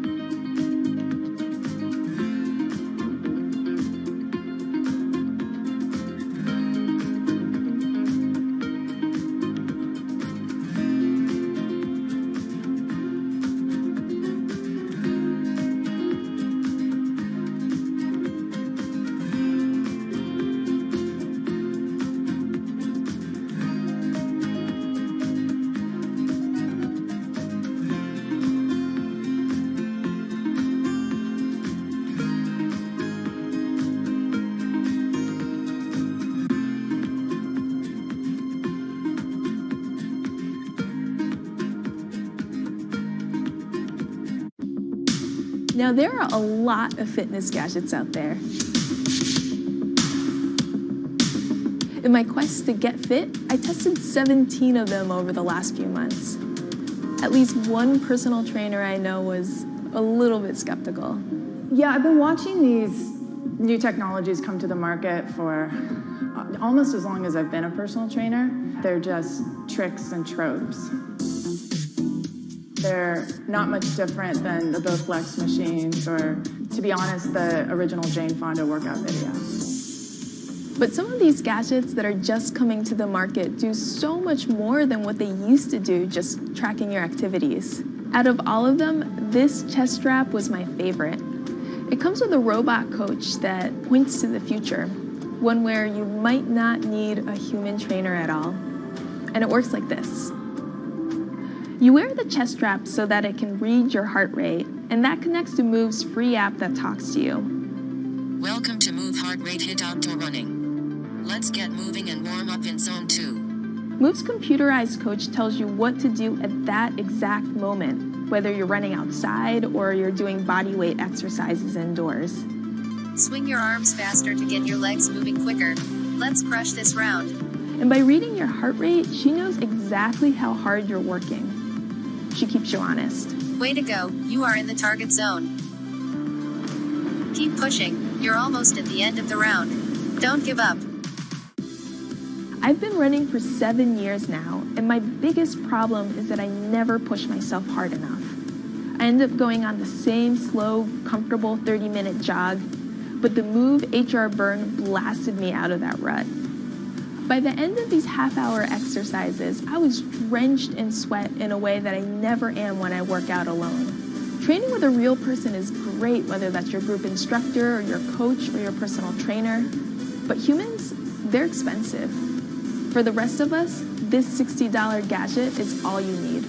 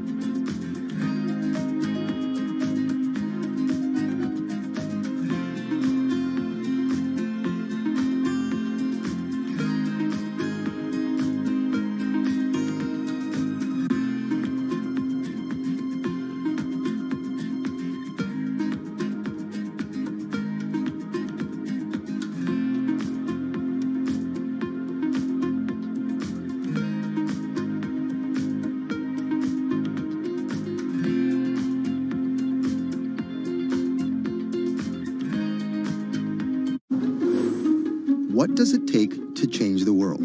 A big army? A cure to a pandemic? A revolution? All of these take either a lot of people, thousands of hours, or massive amounts of space. But for Julian Assange, all he needs is one room, an internet connection, and the world will listen. Assange is located here, and more specifically, right here. And from that location, he's posted government secrets, classified documents, and leaked emails from some of the world's most powerful people. And in doing so, has been labeled a hero, a villain, a nihilist, and everything in between. This is how an Australian programmer sequestered in the Ecuadorian embassy in London became one of the most influential and notorious people in the world. Born in 1971 in Townsville, Australia, Assange has always been on the move. Living in over 30 homes by the time he was in his mid-teens, Assange, along with his mother and half-brother, finally settled down in Melbourne. His introduction to hacking started at 16 when he was given a Commodore 64, which he attached to a modem. He attended the University of Melbourne, where he studied programming, physics, and mathematics. He never graduated, but that doesn't mean he didn't get an education. By 1991, Assange hacked into the Pentagon, U.S. Navy, and other branches of the U.S. government. In 1996, he was caught by the Australian Federal Police and charged with over 30 counts of hacking and computer-related crimes. He didn't get any jail time, but he was fined $2,100. I think the first taste of what would come later was the hacking that he did as a young programmer, and that really sort of foreshadowed a healthy skepticism of the use and abuse of technology by governments. That's Vernon Silver. I'm a reporter for Bloomberg's investigations team. Assange's youth as a hacker laid the foundation for him to start WikiLeaks in 2006. But what is WikiLeaks? It's a website that posts unfiltered, usually classified documents. What separates it from every other media outlet is that they have no editorial hierarchy. With a publication like the New York Times, information comes in, they take that information, package it, then disseminate it for the public to see. WikiLeaks, however, cuts out the middleman. WikiLeaks gathers information, most of it given to them anonymously. So what they're doing is really very simple. They get the information in one end from who gives it to them and out the other with sometimes minimal interference. Julian Assange is the leader of that, the mastermind, the creator, and really, because he thinks of it as a journalistic enterprise, the editor-in-chief. But every story starts with a source, and Assange has some unconventional sources. Julian Assange does not hack as far as we know. He is the recipient of people who are either insiders who give him secret documents or hacked emails from a foreign power. That's Eli Lake. I am a columnist for Bloomberg. And there was no source bigger for Assange than Chelsea Manning. He used to be known as U.S. soldier Bradley Manning. In 2010, Manning provided Assange and WikiLeaks with hundreds of thousands of leaked government documents. WikiLeaks quietly began releasing the documents in February of 2010, then made big headlines in April by posting what is now known as the collateral murder video. Come on, fire! It was a vivid, graphic video. It changed the debate on the Iraq War, and importantly, it put WikiLeaks on the map when they put it online, and they couldn't be ignored at that point. And those leaks were just the beginning. They went on to post more than 90,000 leaked documents known as the Afghan war logs, 390,000 documents known as the Iraq war logs, and 250,000 private messages between diplomats called cables in what is now known as Cablegate. These leaks were met with very real ethical questions. The problem with publishing those cables was that a number of confidential sources for U.S. diplomats who faced real danger when their names were exposed. Then Secretary of State Hillary Clinton drove the point home that every country, including the United States, must be able to have candid conversations about the people and nations with whom they deal. Shortly after Cablegate, the Swedish government issued an arrest warrant for Assange on allegations of rape and molestation. He claimed the allegations were fabricated to get him extradited to the United States, a claim the U.S. government denied. Either way, Assange's next move was to seek refuge in the Ecuadorian embassy, which really was the beginning of the new chapter in his life and what we're dealing with now, which is him being stuck in London. What was supposed to be an office in an embassy is now Assange's self-imposed prison to this very day. But that doesn't mean he's slowed down. Since being trapped at the embassy, WikiLeaks has released files about Guantanamo Bay prisoners, Syrian political figures, and the draft to the Trans-Pacific Partnership. And then came the 2016 U.S. election. Thousands of leaked emails showed Democratic Party officials possibly plotting against Bernie Sanders in his race against Hillary Clinton. Over the course of 68 days, WikiLeaks released 20,000 confidential Democratic National Committee emails. In terms of the presidential race, if you look right here, when Assange released the first batch of emails, Trump actually takes his first lead against Clinton. I think we've had enough of the Clintons, in all fairness. Once WikiLeaks started exposing secrets of the Democratic Party, Julian Assange became a hero to many on the right. Public opinion kind of flip-flopped. WikiLeaks. From the emails, we now know Hillary Clinton's campaign manager makes risotto, and also how the DNC squashed Bernie Sanders' campaign. One thing we don't know is who gave Assange the stolen emails in the first place. Many leading Democrats say they suspect it was the Russians. They released an analysis from a private cybersecurity firm that had said it was the Russians. But Assange claims our source is not the Russian government, and it is not a state party. So this is where we stand today. The public still doesn't know who provided the emails to WikiLeaks. Meanwhile, Assange is still running WikiLeaks and still releasing documents. In March 2017, he started publishing documents from the CIA's Center for Cyber Intelligence called Vault 7. The CIA, the agency charged with finding and keeping our top secrets, can't keep its own secrets. As long as Assange has a connection to the world, no government secret will be too far from exposure. Julian Assange is still in the embassy. Maybe he'll leave, maybe he won't. Kind of regardless, his work has been done. He's changed the way people think about their governments, about their own secrets, about their own hackability, and really the world has changed because of him.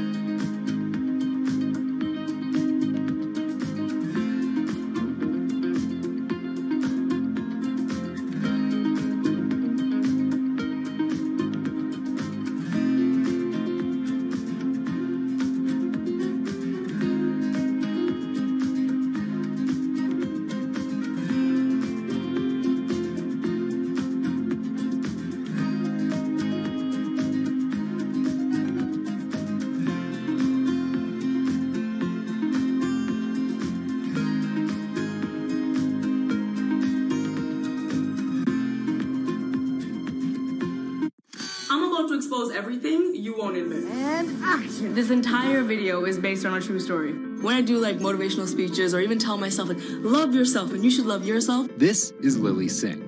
But to fans all over the world, she's the YouTube star Superwoman. What if everyone it's a girl, Superwoman? I know we can change the world for the better, one positive day at a time. My parents now know what I do. They didn't know what I did for a long time in the beginning of my career. I was just making videos in my room. They had no idea. Mom, Dad, have you seen my keys? I can't find them anywhere.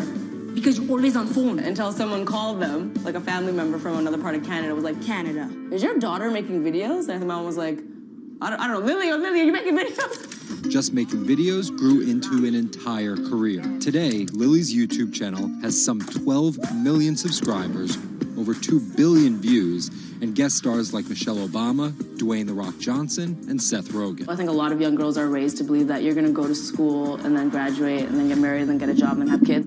And Lily was on that path, all the way through a psychology degree at York University in Toronto. But when she started thinking about a career, I started to immensely panic and think something was wrong with me because I tried to figure out my life and it wasn't working in that straight line. It was 2010, and YouTube was only 5 years old. I thought nothing of YouTube. I was probably the last person in my circle of friends to discover YouTube. And I remember when I did, I thought, this is so strange. There's people making videos in their rooms, and other people are watching them. So she figured, why not give it a shot? I one day posted a video because I was sad, and I wanted to be creative and happy. She didn't know how to edit video or write scripts, so she winged it. It was so bad and so cringe, and my expectation was literally nothing. I was like, I'm gonna put this video up, a couple of my friends are gonna watch it, probably make fun of me, and that's gonna be the end of this.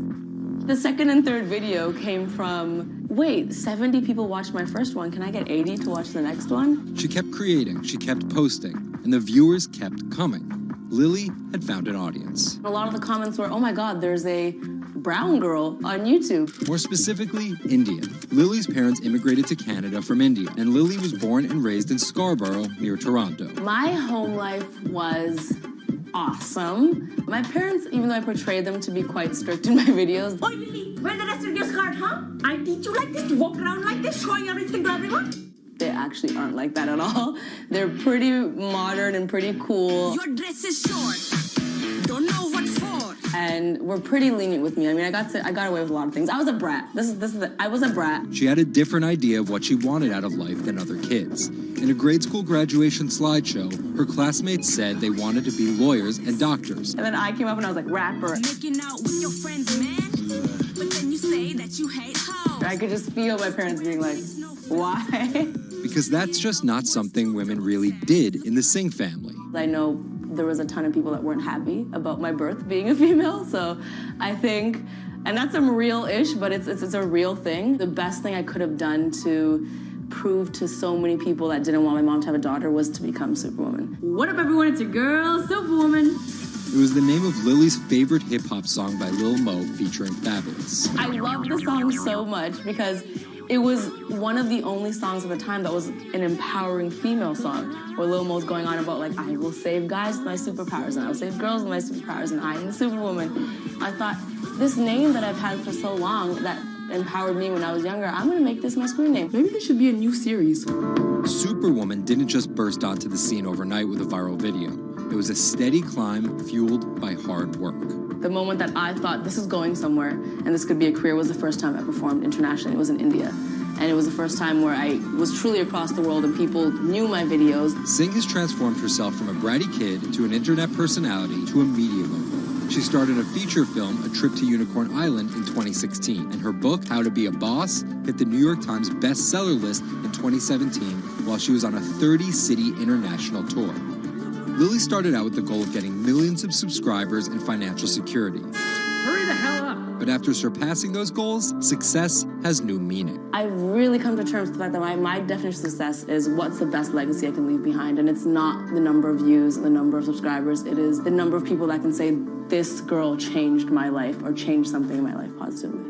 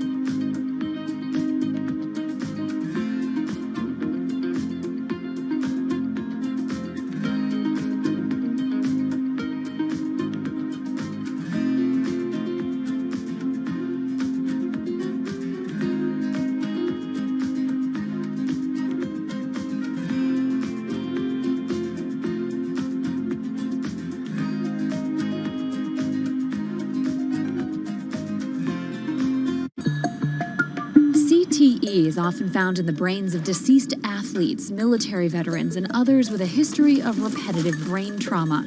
Hundreds have donated their brains to the VA Boston University Concussion Legacy Foundation Brain Bank. This is a former NFL player who died in his early 70s, and this is a veteran who also died in his early 70s. Dr. Ann McKee dissects these brains. The hippocampus and the mammillary bodies are very important for memory. I can see that they're slightly affected. McKee recently dissected the brain of former New England Patriots player Aaron Hernandez, who was convicted of murder and later committed suicide. You'll see right away that the brain is showing signs of shrinkage. You can see the crevices in the brain that you can't see in the normal. McKee says Hernandez's severe case of CTE impacted his decision-making, depression, and ability to control rage and aggression. Right now, she thinks we're underestimating how many people have CTE. We were able to distinguish between CTE and controls and CTE and Alzheimer's disease.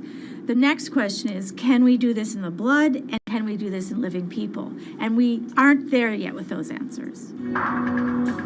But the need for a diagnosis in the living is motivating companies such as Quanterix in Lexington, Massachusetts, to work faster on technology that could diagnose concussions and CTE in as few as 30 minutes. Kevin Rosovsky is the CEO. It's like a high-powered microscope. And so by doing that, we can see little biomarkers that you couldn't see before in the blood. Quanterix received a grant from the NFL and just went public.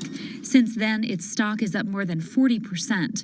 The company sells a machine called Simoa for $175,000 to other biotechs, hospitals, and researchers. And for the first time in history, we're able to see brain health in blood, and that's a major breakthrough, and that's leading to less invasive testing, and we've already been able to see evidence of concussions, and there's the beginning evidence of being able to see the accumulated effect of concussions. Quanterix is also trying to detect Alzheimer's disease, multiple sclerosis, and ALS. Rosovsky says he thinks diagnosing concussions will be easier than diagnosing CTE. Diagnosing CT in the living probably is a couple years away. We're real excited to see the progress, but reducing some of that work into actual tests in a laboratory takes time. There's regulatory approvals. There's a lot of red tape that you have to go through. Also in this race to diagnose CTE in the blood are Athlon Medical and Exosome Sciences. And New York's Mount Sinai Hospital is scanning for the disease in the living. But it's just one step in a series of questions for those with serious head trauma. There's still no cure for CTE. Even if we had a great idea for a treatment, there's no way to test whether it's effective or not. So that's the enormous advance that we'll get if we can develop a biomarker for this disease. In Boston, Ann Mostu, Bloomberg News.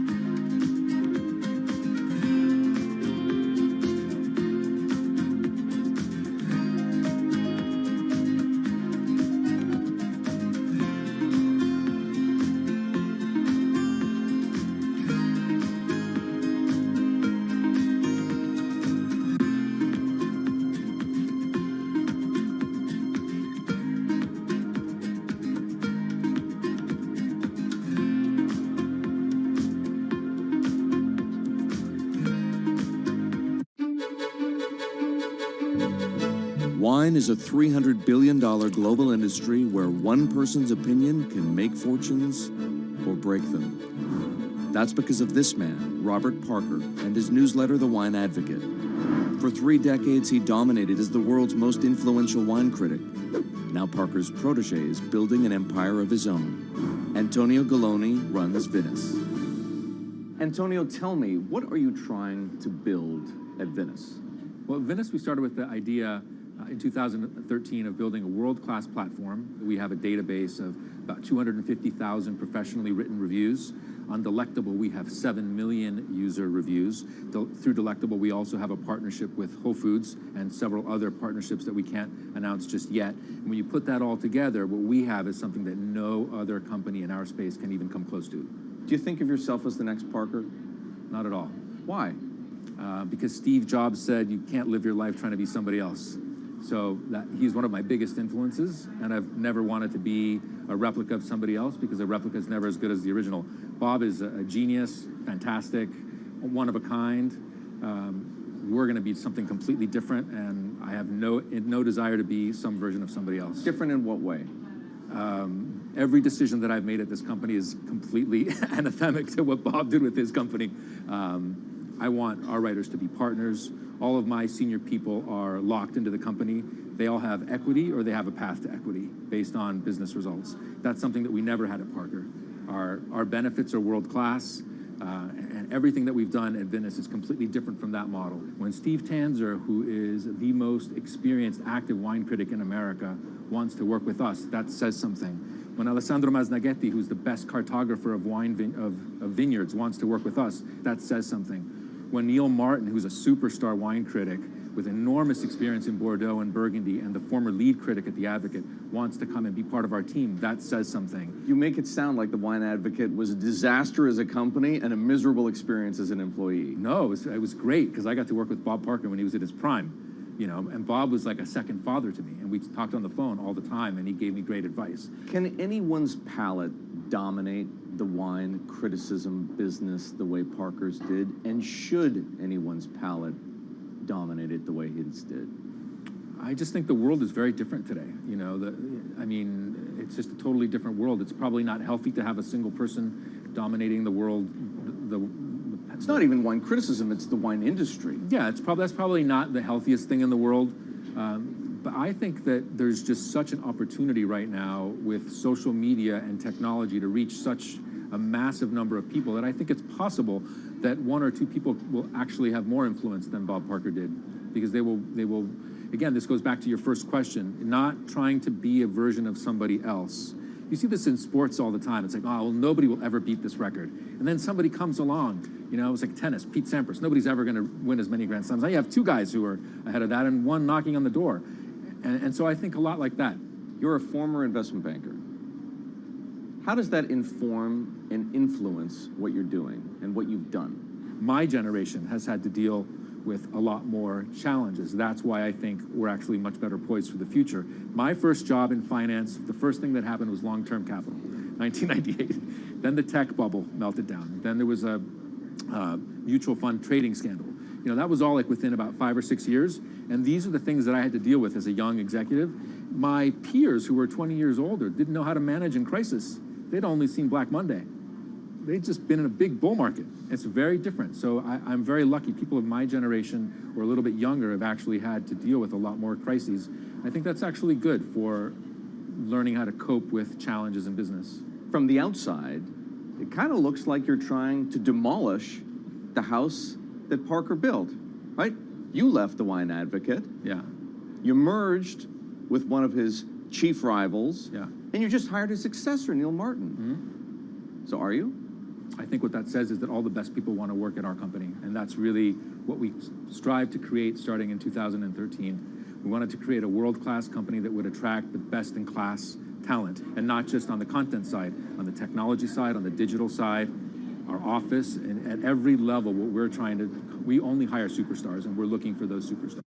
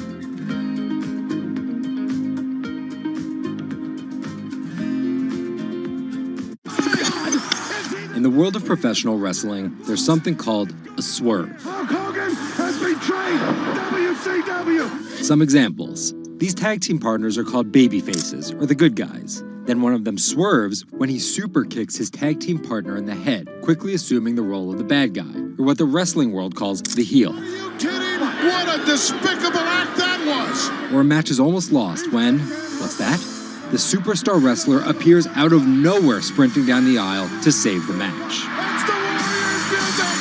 That's the Ultimate Warrior! That's a swerve. So it should go as no surprise that World Wrestling Entertainment, known as the WWE, the most popular brand of sports entertainment in the world, is prepared for any swerves that come their way. So here's the story of how the WWE learned to see the swerve coming.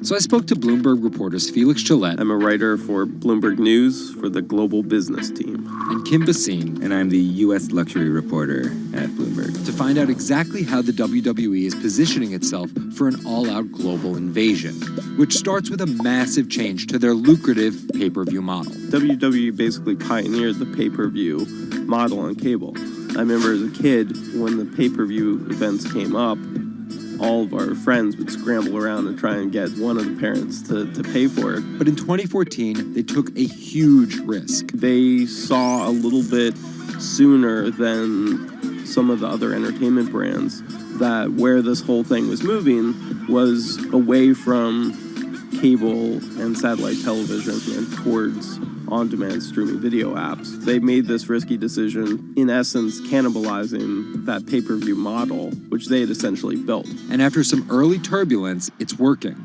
Roughly 1.5 million people are paying $9.99 a month for the WWE app, making it the 5th most popular streaming OTT service. This adapt-or-die approach is in the WWE's DNA. Over the past 30 years, the company always seems to think 2 steps ahead. In the early 90s, WWE was at its most threatened when Ted Turner took them on with WCW, which stands for World Championship Wrestling. And back then, the WCW was winning the ratings war. So in order to compete with them, WWE had changed its product from a family-friendly kind of cartoonish style to this really raw. That's why they called their show Raw. It was this raw style of wrestling. With violent, outrageous, reality-inspired plot lines and aggressive personas. From a 16-foot ladder! And they won that fight against Ted Turner. And they bought WCW. The early 2000s ushered in an era of testosterone-driven programming aimed at the red-blooded American male. Bra and panties matches, and people smash each other over their head with like barbed wire bats and things like that. Until 2015, when WWE fans started a hashtag Give Divas a Chance. Since then, WWE has hired 40 more female wrestlers, and that growing cast of female characters was part of a much larger plan. They started to try to appeal to a broader set of people. Let's attract more female fans. And after we've attracted more female fans, let's attract more international fans. They're broadening their base, and they're doing that in large part to make it more advertising friendly. And not just friendly to advertisers. They're trying to build up their fan base in China. They're trying to build up their fan base in Europe. They, already have a pretty good fan base in India. India is a place where they already have an established wrestling culture. Because of the gigantic Indian wrestler, the Great Khali. But there's still a lot of work to do. While the WWE set a revenue record in 2017, only 30% of it is coming from an overseas audience. And there's one person whose responsibility is to grow that number. The buck eventually stops at Vince McMahon, no matter what's happening within WWE. Yeah, he's a very controlling guy, and it's a very, very, very tightly scripted company. And that goes all the way down the board to big stars' entrance music. And their outfits and things like that. So with a CEO like McMahon always planning 2 moves ahead and an aggressive push into multiple international markets, a big issue is money. It's hard to do all those things simultaneously without committing a huge amount of capital to it. And that's where the WWE becomes an attractive company for buyers. Potentially, one thing that could happen with WWE is they could benefit by being acquired by a bigger technology or telecom company, an Amazon or Facebook Facebook or a 21st Century Fox. So with a market cap of $2.8 billion, the advantage of owning 100% of their own content, and a rapid consolidation spreading throughout the entertainment industry, it looks like the WWE is well positioned, even if there are swerves ahead. Our world is changing. Every day, it changes a little faster. Some changes are too small to see. Others, too big to handle. Sometimes, change feels slow. So slow, we don't even notice. Other times, it happens all at once, and we can't keep up. For our climate, change means many things. And between too small to see and too big to handle, there is a whole world of difference. The clock is ticking. This is Bloomberg Green. Saving the seas. This week, the deep-sea diver who stopped writing the ocean's obituary to find a solution. Enric Sala tells us why the next 10 years matter most. And globalization needs to get greener. Shipping accounts for nearly an eighth of all transport emissions. How can the industry clean up its act? Plus, protecting coastlines comes at a huge environmental cost. But one Israeli startup found a way to keep the sea out and the animals in. From London, I'm Anne-Marie Hordern, and this is Bloomberg Green.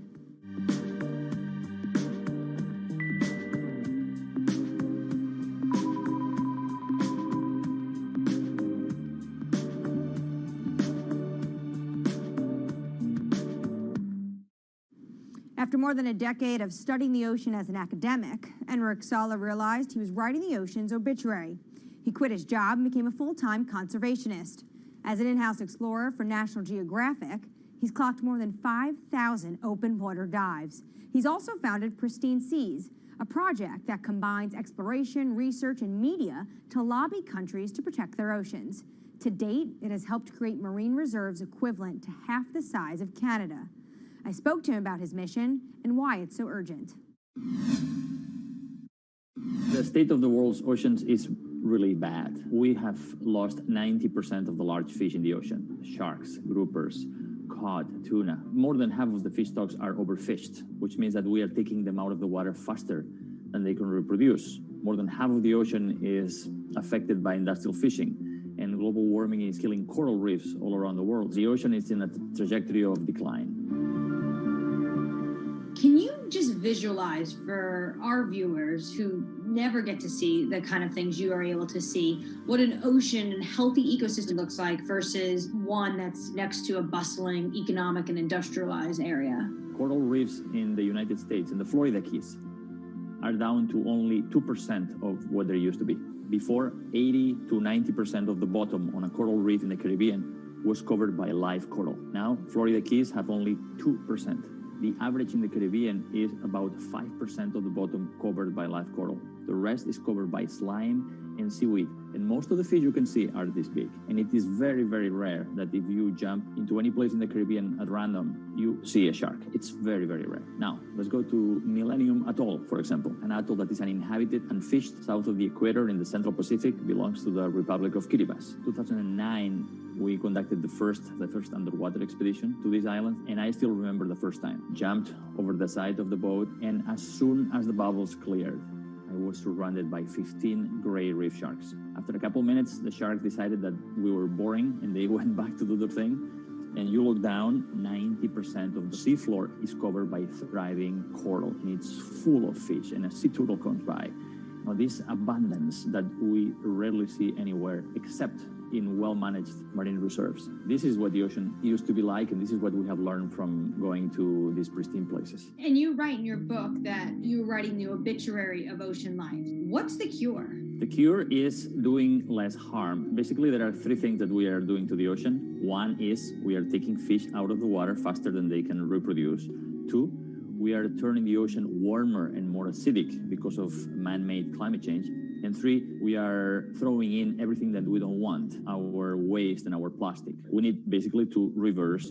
It is governments that regulate fishing and mineral extraction and oil extraction. It is governments that have the legal authority to create large marine reserves in the ocean. But also, local communities have an important role to play because some of the most successful protected areas in the ocean are community-led and community-managed marine reserves. So when the fish come back, the divers come in.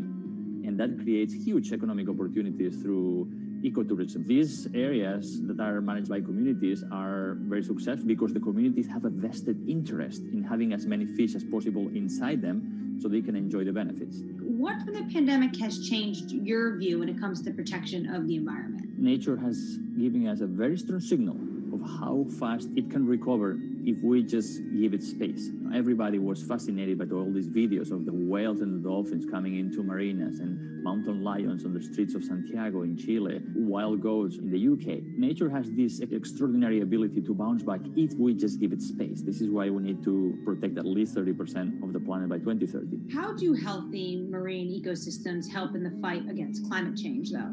Most people see the ocean as a victim of climate change, but the ocean can also be a solution because we know that the more life that is in the ocean, like big fish and big whales, the more these organisms help to make the ocean productive and absorb more CO2. The kelp forest, seagrass beds, all of these are important ecosystems in the ocean that are similar to the forests on the land that capture a lot of our carbon pollutions. What are you most excited about in your field? We have 10 years to fix this problem. Global fisheries catch is going down, stocks are collapsing. Business as usual means that by 2050, 90% of the coral reefs are gone, that most commercial fisheries have collapsed. That affects food security, that affects migration of people. We have 10 years to get to peak greenhouse gas emissions and then go carbon neutral by 2050.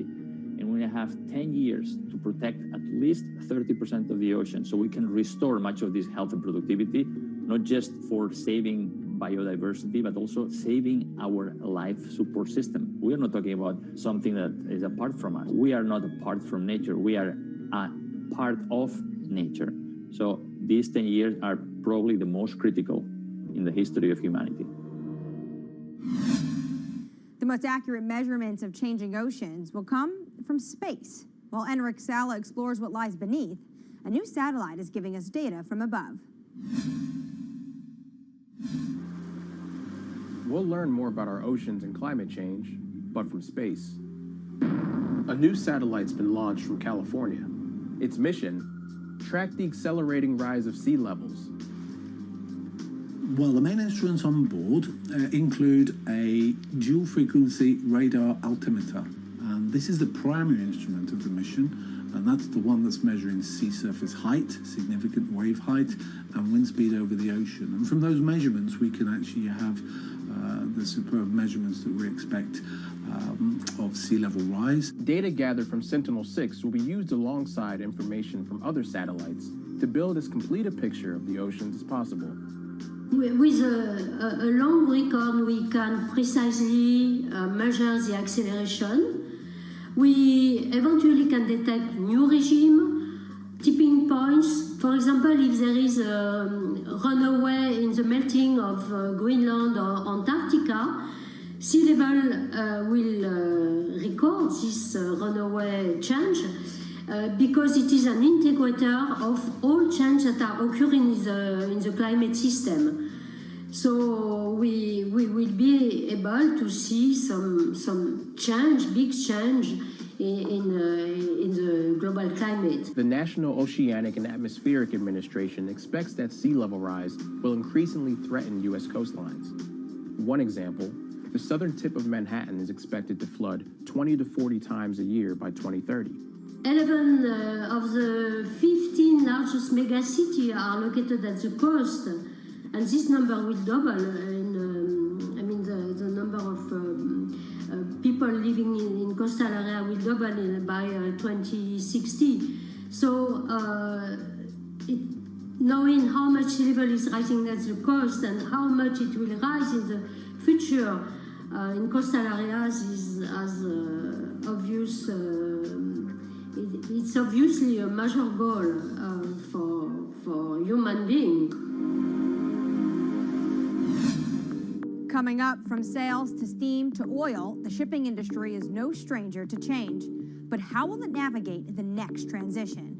This is Bloomberg Green.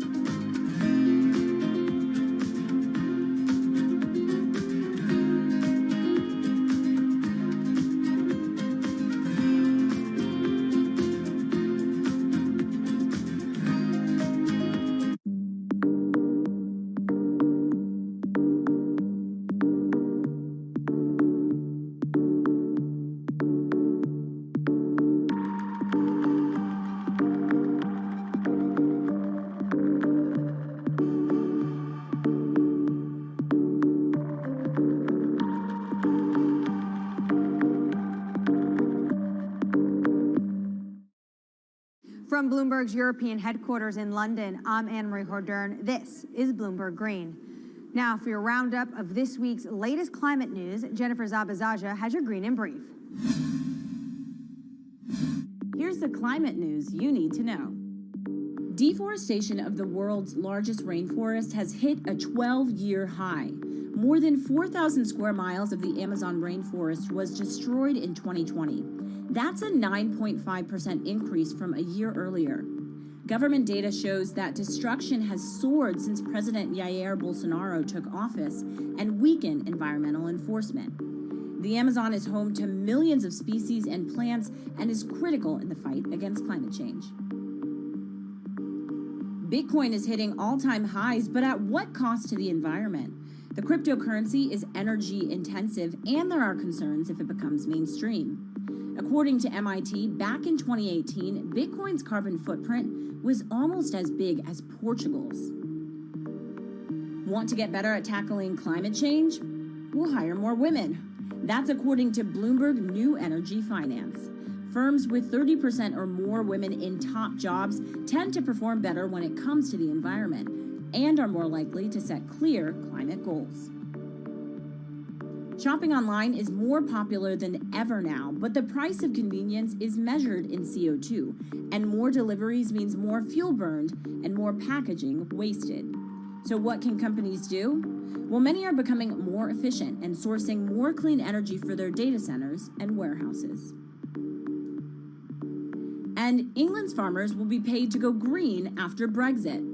As European subsidies are phased out, they'll get new money to encourage them to produce healthy, sustainable food. Poor farming practices are one of the leading drivers of water pollution and the loss of biodiversity. I'm Jennifer Zabazaja in New York. Anne-Marie, back to you. The shipping industry is more than just the grease on the wheels of globalization. It's its chief enabler. 11 billion tons of goods are transported by ship each year, the biggest contributors being 2 billion tons of oil, 1 billion tons of iron ore, and 350 million tons of grain. According to the International Chamber of Shipping, 80% of Europe's imports and exports happen over the seas. And for such a vast industry, it also contributes its fair share of emissions. Shipping makes up 12% of global transport energy consumption. So how does it clean up its act? Earlier, I caught up with Bloomberg Green reporter Laura Milan about just how big of a challenge this is going to be for the industry. One of the main issues is size. So about 90% of the world's cargo is moved by ships. So obviously changing such a huge industry is not going to be fast, and it's not going to be easy. The second issue has to do with technology. So ships obviously travel for many days at sea. It's not as easy for them to refuel as it would be for a car, for example, going on a road. And the sector still hasn't found a technology that's economically viable and that's zero emissions, and equivalent to the electric batteries for cars, for example. But actions are being put in place to make the industry a bit more environmentally friendly. Walk us through those steps that they're taking. That's it. So there's a first step that would involve using low emission fuels or biofuels that would significantly reduce the existing emissions. And then at a regulatory level, when it comes to the policy and the governments, there are steps being made as well. I would say that the most significant ones come from the European Union, which started to track emissions a few years ago and is now looking to include shipping emissions in the emissions trading system. So that would significantly reduce and help calculate the emissions from the shipping industry. Now, China is taking similar steps. So at the moment, regions need to report shipping emissions to the central government. And finally, we have the International Maritime Organization with a pledge to reduce shipping emissions by 50% in 2050. Now, we must say that that pledge has been considered insufficient by environmental groups, but at least some steps are being taken. So to get to 2050, the industry obviously is going to need to start tapping some new technologies. What new technologies are you seeing being introduced into the shipping industry? So we have seen pilot technologies being developed for years now, but what's interesting about this current moment is that we're seeing big players invest in these technologies that are not yet economically viable, but that one day might be. So for example, we are seeing earlier this year, the world's largest agricultural commodities trader, Cargill, saying they will invest in attaching sails to their ships so they can make any technology that they run their ships on more efficient. Similarly, we have seen a spin-off of Airbus, the aeronautics company, developing a similar application with kites. We have been following also developments in hydrogen. So at the moment, hydrogen fuel seems like a good option, a possible option when it has been developed and when it becomes economically viable. And we have Vestas, for example, the world's largest turbine maker, developing some ships that will be able to run on hydrogen in the near future. Coming up, rising sea levels means humans need to get creative when it comes to coastal defenses. But how do we protect both ourselves and the environment? One Israeli startup may have the answer. That's coming up next. This is Bloomberg Green.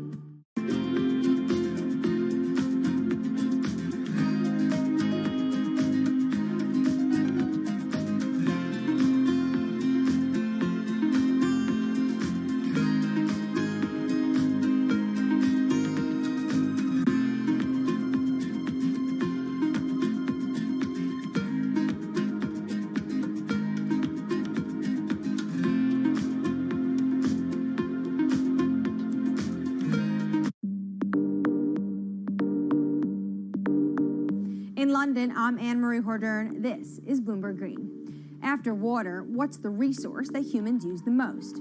It's concrete, 3 tons a year for every person on the planet. And engineers estimate it's used twice as much as all other building materials combined.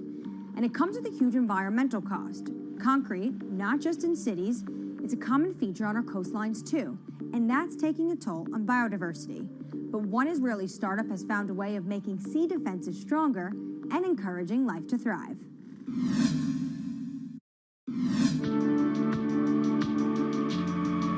If you take a look at concrete structures like breakwaters or seawalls, the water around them is often clear. That's not actually a good thing, because it means there's no life. Marine species are actually most abundant in coastal areas, but it's also where us humans prefer to live too. So when we build here, we drive away marine life.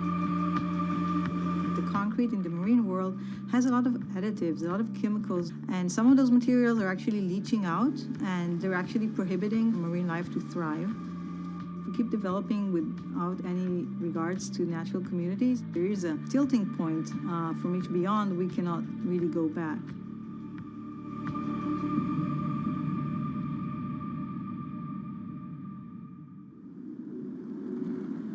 In the coastal city of Tel Aviv, an Israeli startup wants to revolutionize our urban coastlines. Their sea defenses are transforming lifeless man-made structures into teeming ecosystems. They do this by replacing standard concrete with their own special cement formulas. As opposed to regular cement-based concrete, e-concrete includes certain elements that enhance the growth of marine flora and fauna of plants and animals. Our admix, which is kind of our secret sauce, is basically kind of sealing the concrete, making it less aggressive for the marine environment. That once we add it, we enable life to flourish. In the lab, the team run tests to identify what mixes will work best for marine life. So we take really ice cube sized concrete slabs of different compositions, and we put larvae, 20, 30, 50. We need to have a lot of replicates. We're geeky scientists, so we have to have a lot of replication and controls. And then within a few days or just a few weeks, we can get an answer on their preference. So obviously if they die, they have a very low tolerance to that specific concrete mix design. And if they thrive or they flourish, we can quantify that very quickly. E-concrete says it typically sees double the biodiversity of regular grey concrete. From fish and sea caterpillars on their armour blocks to crabs on these tidal pools that sit on the shoreline. This unit holds water during the low tide, so it's always moist, and therefore it has a very comfortable habitat for crabs and sea anemones and sea stars, etc. These pools have been here for less than 3 months, and this is already what you can see. It's covered with life. See the rock around it, which has been here for probably 10, 20, maybe even more years, only has a thin layer of green algae, and that's it. As well as the composition of the cement mix, E-concrete designs its products specifically to the marine environment it will be deployed, to create niches for endangered species, or to develop nurseries like these oyster beds. The final part of the equation is creating complex surface textures to mimic natural rock or coral, an environment that helps anchor young organisms. When concrete elements are being cast, the typical goal is to have a very slick surface, very, very smooth. The idea is to get the water to flow right across it. When we're designing e-concrete with a rough surface, we want to do the complete opposite.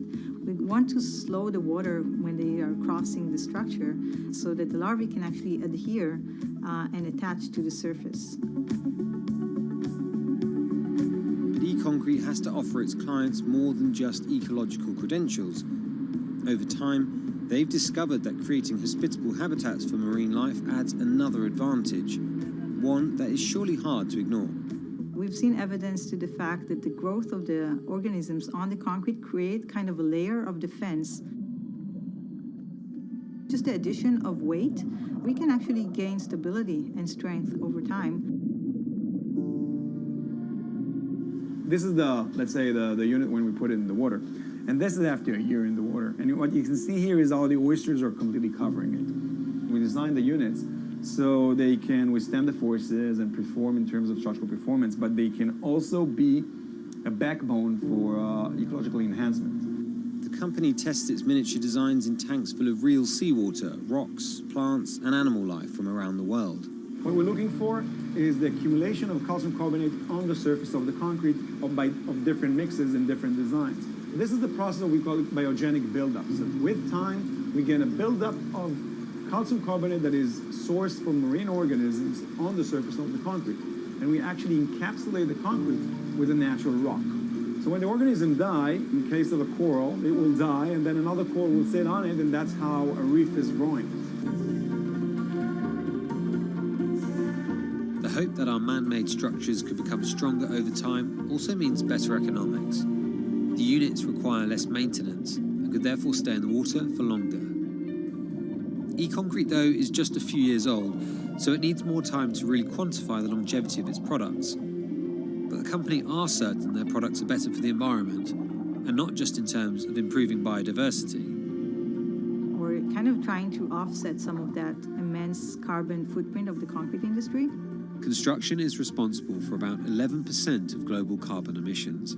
By adding a biological crust to their products, E-concrete prevents some CO2 from being released into the atmosphere. For every kilogram of calcium carbonate being created by those marine organisms, we're offsetting 120 grams of CO2. So think about building a port infrastructure or a city waterfront that is an active carbon sink. I think that's a great advantage of the technology.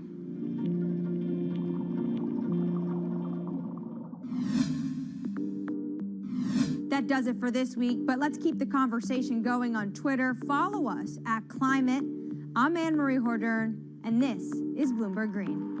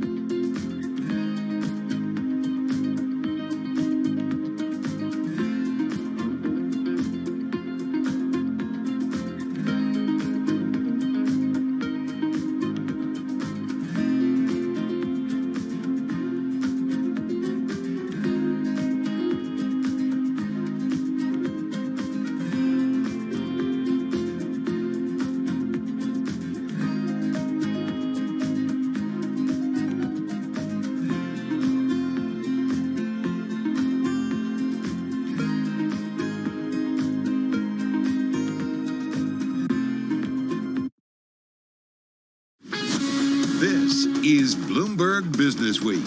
Insight from the reporters and editors who bring you America's most trusted business magazine, plus global business, finance, and tech news as it happens. Bloomberg Business Week with Carol Masser and Bloomberg Quick Takes Tim Stenovic on Bloomberg Radio. And live from the Bloomberg Interactive Broker Studio, streaming on YouTube on Tuesday. No, it's Wednesday. Oh, it is.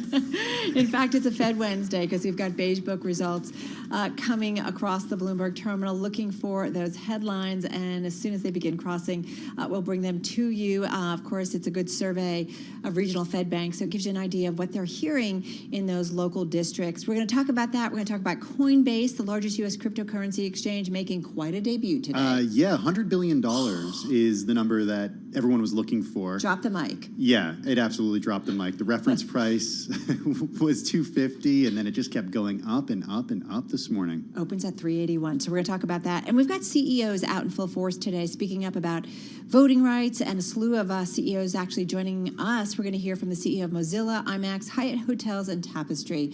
Man, you do not want to go anywhere. Yeah, it's going to be a great 3 hours. All right, let's get everybody going now with a check on that trading day, and I bet he's going to look at Coinbase. Just guessing, Charlie Pellet. That's where I got to begin. Coinbase. Let's get right to the numbers. Give you a little more color right there. We have got Coinbase right now up $128, $378. That is up 51% from the reference price this morning. Just getting some beige book headlines crossing the Bloomberg. The Fed says U.S. economic activity accelerated to a moderate pace. Those comments coming in the beige book. Stay with Bloomberg. We will have more coming up for you right here on Bloomberg Business Week. Coinbase, though, reaching a valuation of $105 billion in its trading debut as Bitcoin hit a record and investors bet on digital currencies going mainstream. Stocks trading mixed and lower right now on the S&P. Spent much of the day higher, but right now down by 9 points, a drop of 0.2% on the S&P. Nasdaq up down 102. Nasdaq lower by 102 points, down 0.7%, and the Dow Jones Industrial Average up 128, up by 0.4%. 10-year yield 1.63%. Gold is down 0.6%, $17.34 the ounce, and West Texas Intermediate crude right now higher by 5%, $63.19 for a barrel of West Texas Intermediate crude. So again, recapping, equities trading mixed. S&P down 10, a drop there of 0.2%. Coinbase shares first day out $378. I'm Charlie Pellet. That is a Bloomberg Business Flash. Ka-ching. All right, Charlie Pellet, thank you so much. Focus on the Fed, brought to you by Commonwealth, supporting more than 2,000 independent financial advisors with the solutions they need to grow a thriving business. Commonwealth, go where you grow. Visit commonwealth.com to learn more. Let's get, in fact, the Market Drivers Report. All right, let's set the Business Week agenda on this Wednesday. With us is Dave Wilson, stocks editor at Bloomberg News on the remote access in New Jersey. Mike McClone, commodity strategist at Bloomberg Intelligence. He is in our Bloomberg New York City bureau. And I got to tell you, Mike, I want to go right to you because we have all been fixated on Coinbase today and just waiting for it to open. And it did, and quite an opening, if you will. Yes, hello, Carol. Thanks for having me.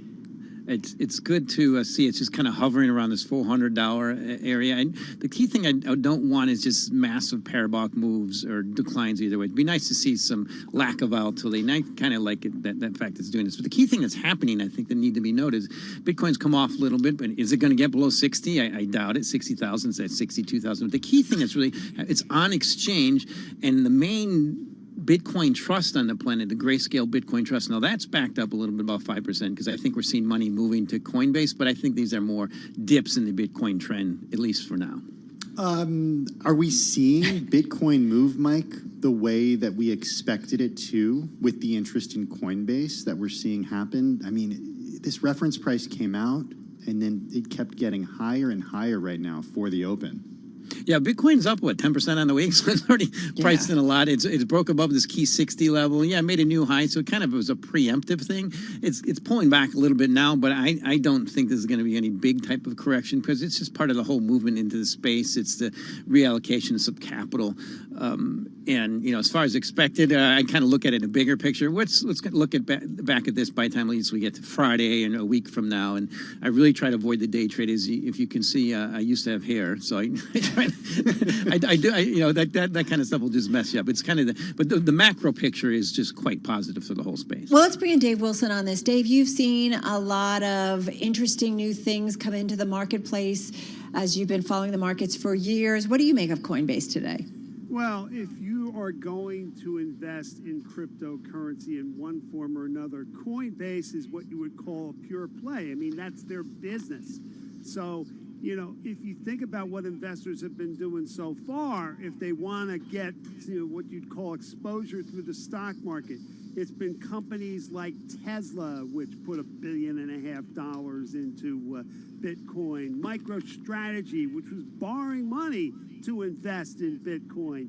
So here you got something that's more specifically focused on, you know, the digital currency. And interesting, I mean, Nir Kaisar, who's one of our columnists at Bloomberg Opinion, has a piece out that basically leads by telling people everyone is going to be a crypto investor now because Coinbase is going to be a big enough company. It's going to go into stock indexes, you know, so you can't avoid it, even if you want nothing to do with Bitcoin. If this stock goes into the Russell 1000 or even the S&P 500, and you have investments tied to those indexes, you're going to be invested in cryptocurrency, like it or not. Yeah, you're kind of stuck with it in that case. But you know what? It's not the only thing that's happening in the markets today, Dave Wilson. What else are you keeping an eye on when it comes to the trade? We cannot forget about those bank earnings.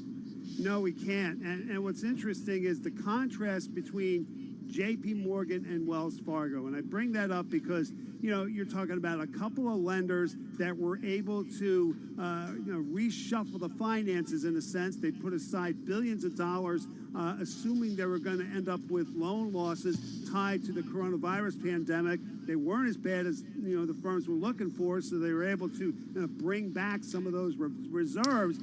And both stocks were lower early on. And then Wells Fargo's chief financial officer gets on a conference call and says, you know, there are going to be more of these reserve releases over time, folks. Right. And sure enough, the shares turn higher. They're up 4.7%. JP Morgan down 1.4%. You didn't hear similar language. I want to go back to and kind of tying it all together, JP Morgan, but also going back to crypto and Coinbase, because go back a few years and traditional Wall Street, Jamie Dimon of JP Morgan among them, wasn't so keen on this newfangled thing called Bitcoin. Check it out.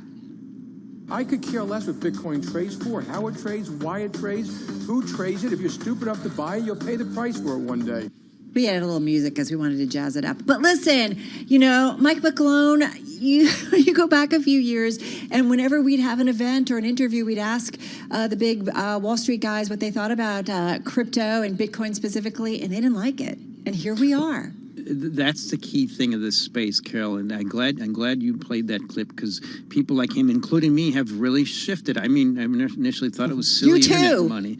Oh yeah, you have to go through that period. It's silly internet money. I was very bearish 2018, but then once it flips, you have to say, okay, become a believer. Now I don't know if there's not too many naysayers left, and that's the key thing that's happening with Coinbase. Something significant has to fail, which I think is very unlikely. Or Bitcoin's just and the cryptos are going to continue just doing what they have been doing, taking money, taking capital. It's becoming a major sucking hole for capital. I think that's going to continue, and that's just the rising price of Bitcoin. So the way I see it now is support's now around 60. Worst case, it gets to 50, and it's probably heading towards 100. I don't know what's going to stop that. Yeah, listen, and if you're betting on Coinbase, you're betting on Bitcoin, you're betting on Ethereum because they both, you know, make up the bulk of what goes on in terms of trading on Coinbase. Hey guys, thank you so much. Mike McClone, commodity strategist at Bloomberg Intelligence. Dave Wilson will be back a little bit later on. Let's do the bite of the day. It's one number that tells us a lot. It's brought to you by GEP. GEP helps businesses transform supply chains with strategy, managed services, and AI-based cloud-native software. Learn more at GEP.com. All right, check it out, Tim. Today's number is 10,000. Canadian startup Li-Cycle plans a third battery recycling facility in North America, doubling its capacity in the region as the global electric vehicle boom gathers momentum. Now, the center, it's going to be located near Phoenix. It will be capable of processing up to 10,000 metric tons of end-of-life batteries and battery manufacturing scrap per year. The company putting this out today. That's equal to about 20,000 electric vehicles, according to Li-Cycle's Materials co-founder and executive chairman, Tim Johnson. Listen, we got to figure out what to do with those batteries. You do. That is the issue among the many. Exactly. When it comes to, we got to figure out the materials as well. Right, charging them and then recycling them. All right, let's get a check on world and national news. A lot going on this Wednesday. Nancy Lyons all over it. Hey, Nance. Hey, Carol. Bernie Madoff, the financier who pleaded guilty to orchestrating a massive Ponzi scheme, has died in prison at the age of 82. The former New York investment banker pleaded guilty to defrauding tens of thousands of investors out of about $65 billion. That was back in 2009. He was sentenced to 150 years in a federal prison. It was the largest investment fraud in U.S. history. New York City Mayor Bill de Blasio says Madoff hurt a lot of people. The day someone passes is not a time to dance on a grave, but let's just be honest. Many, many people were hurt by his actions, and, it's time to hopefully turn the page and move forward. De Blasio calls the Madoff case a sad episode in the history of the city. Republican senators are asking Treasury Secretary Janet Yellen for a classified briefing May 1st. Bloomberg's Amy Morris reports. Top Senate Republicans have sent a letter to Secretary Yellen expressing their concerns about malign foreign actors evading the Committee on Foreign Investment in the United States, or CFIUS. In the letter, Senators Pat Toomey, Chuck Grassley, and Mike Crapo say they're concerned about governments like China trying to undermine U.S. superiority in leading-edge technologies.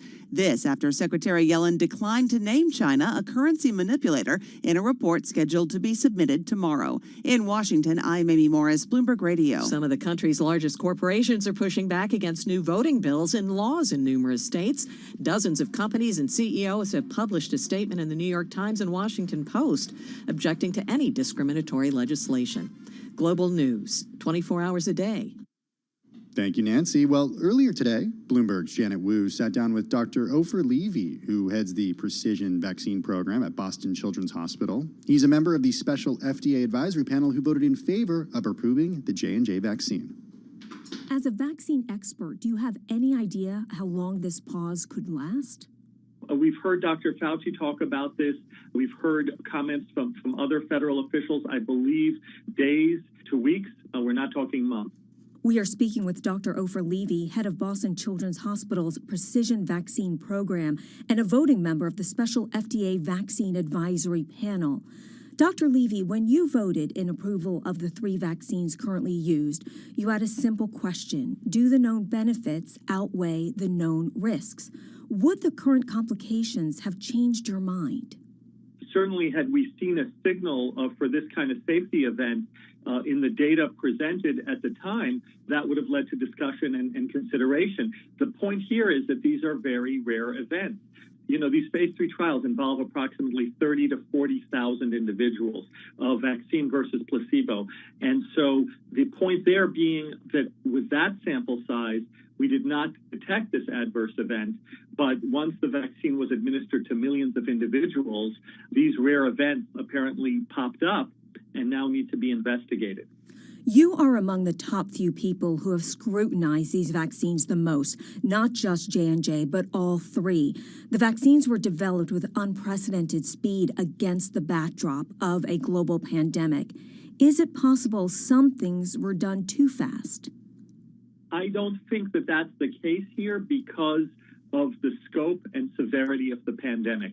I mean, let's recall, Janet, that we have over 500,000 Americans dead due to this pandemic. And the clinical trials that were done to support the emergency use authorizations for Pfizer, Moderna, and J&J were very well designed. They had placebo controls. They were double-blinded. It's the most rigorous kind of design. A lot of safety information was captured.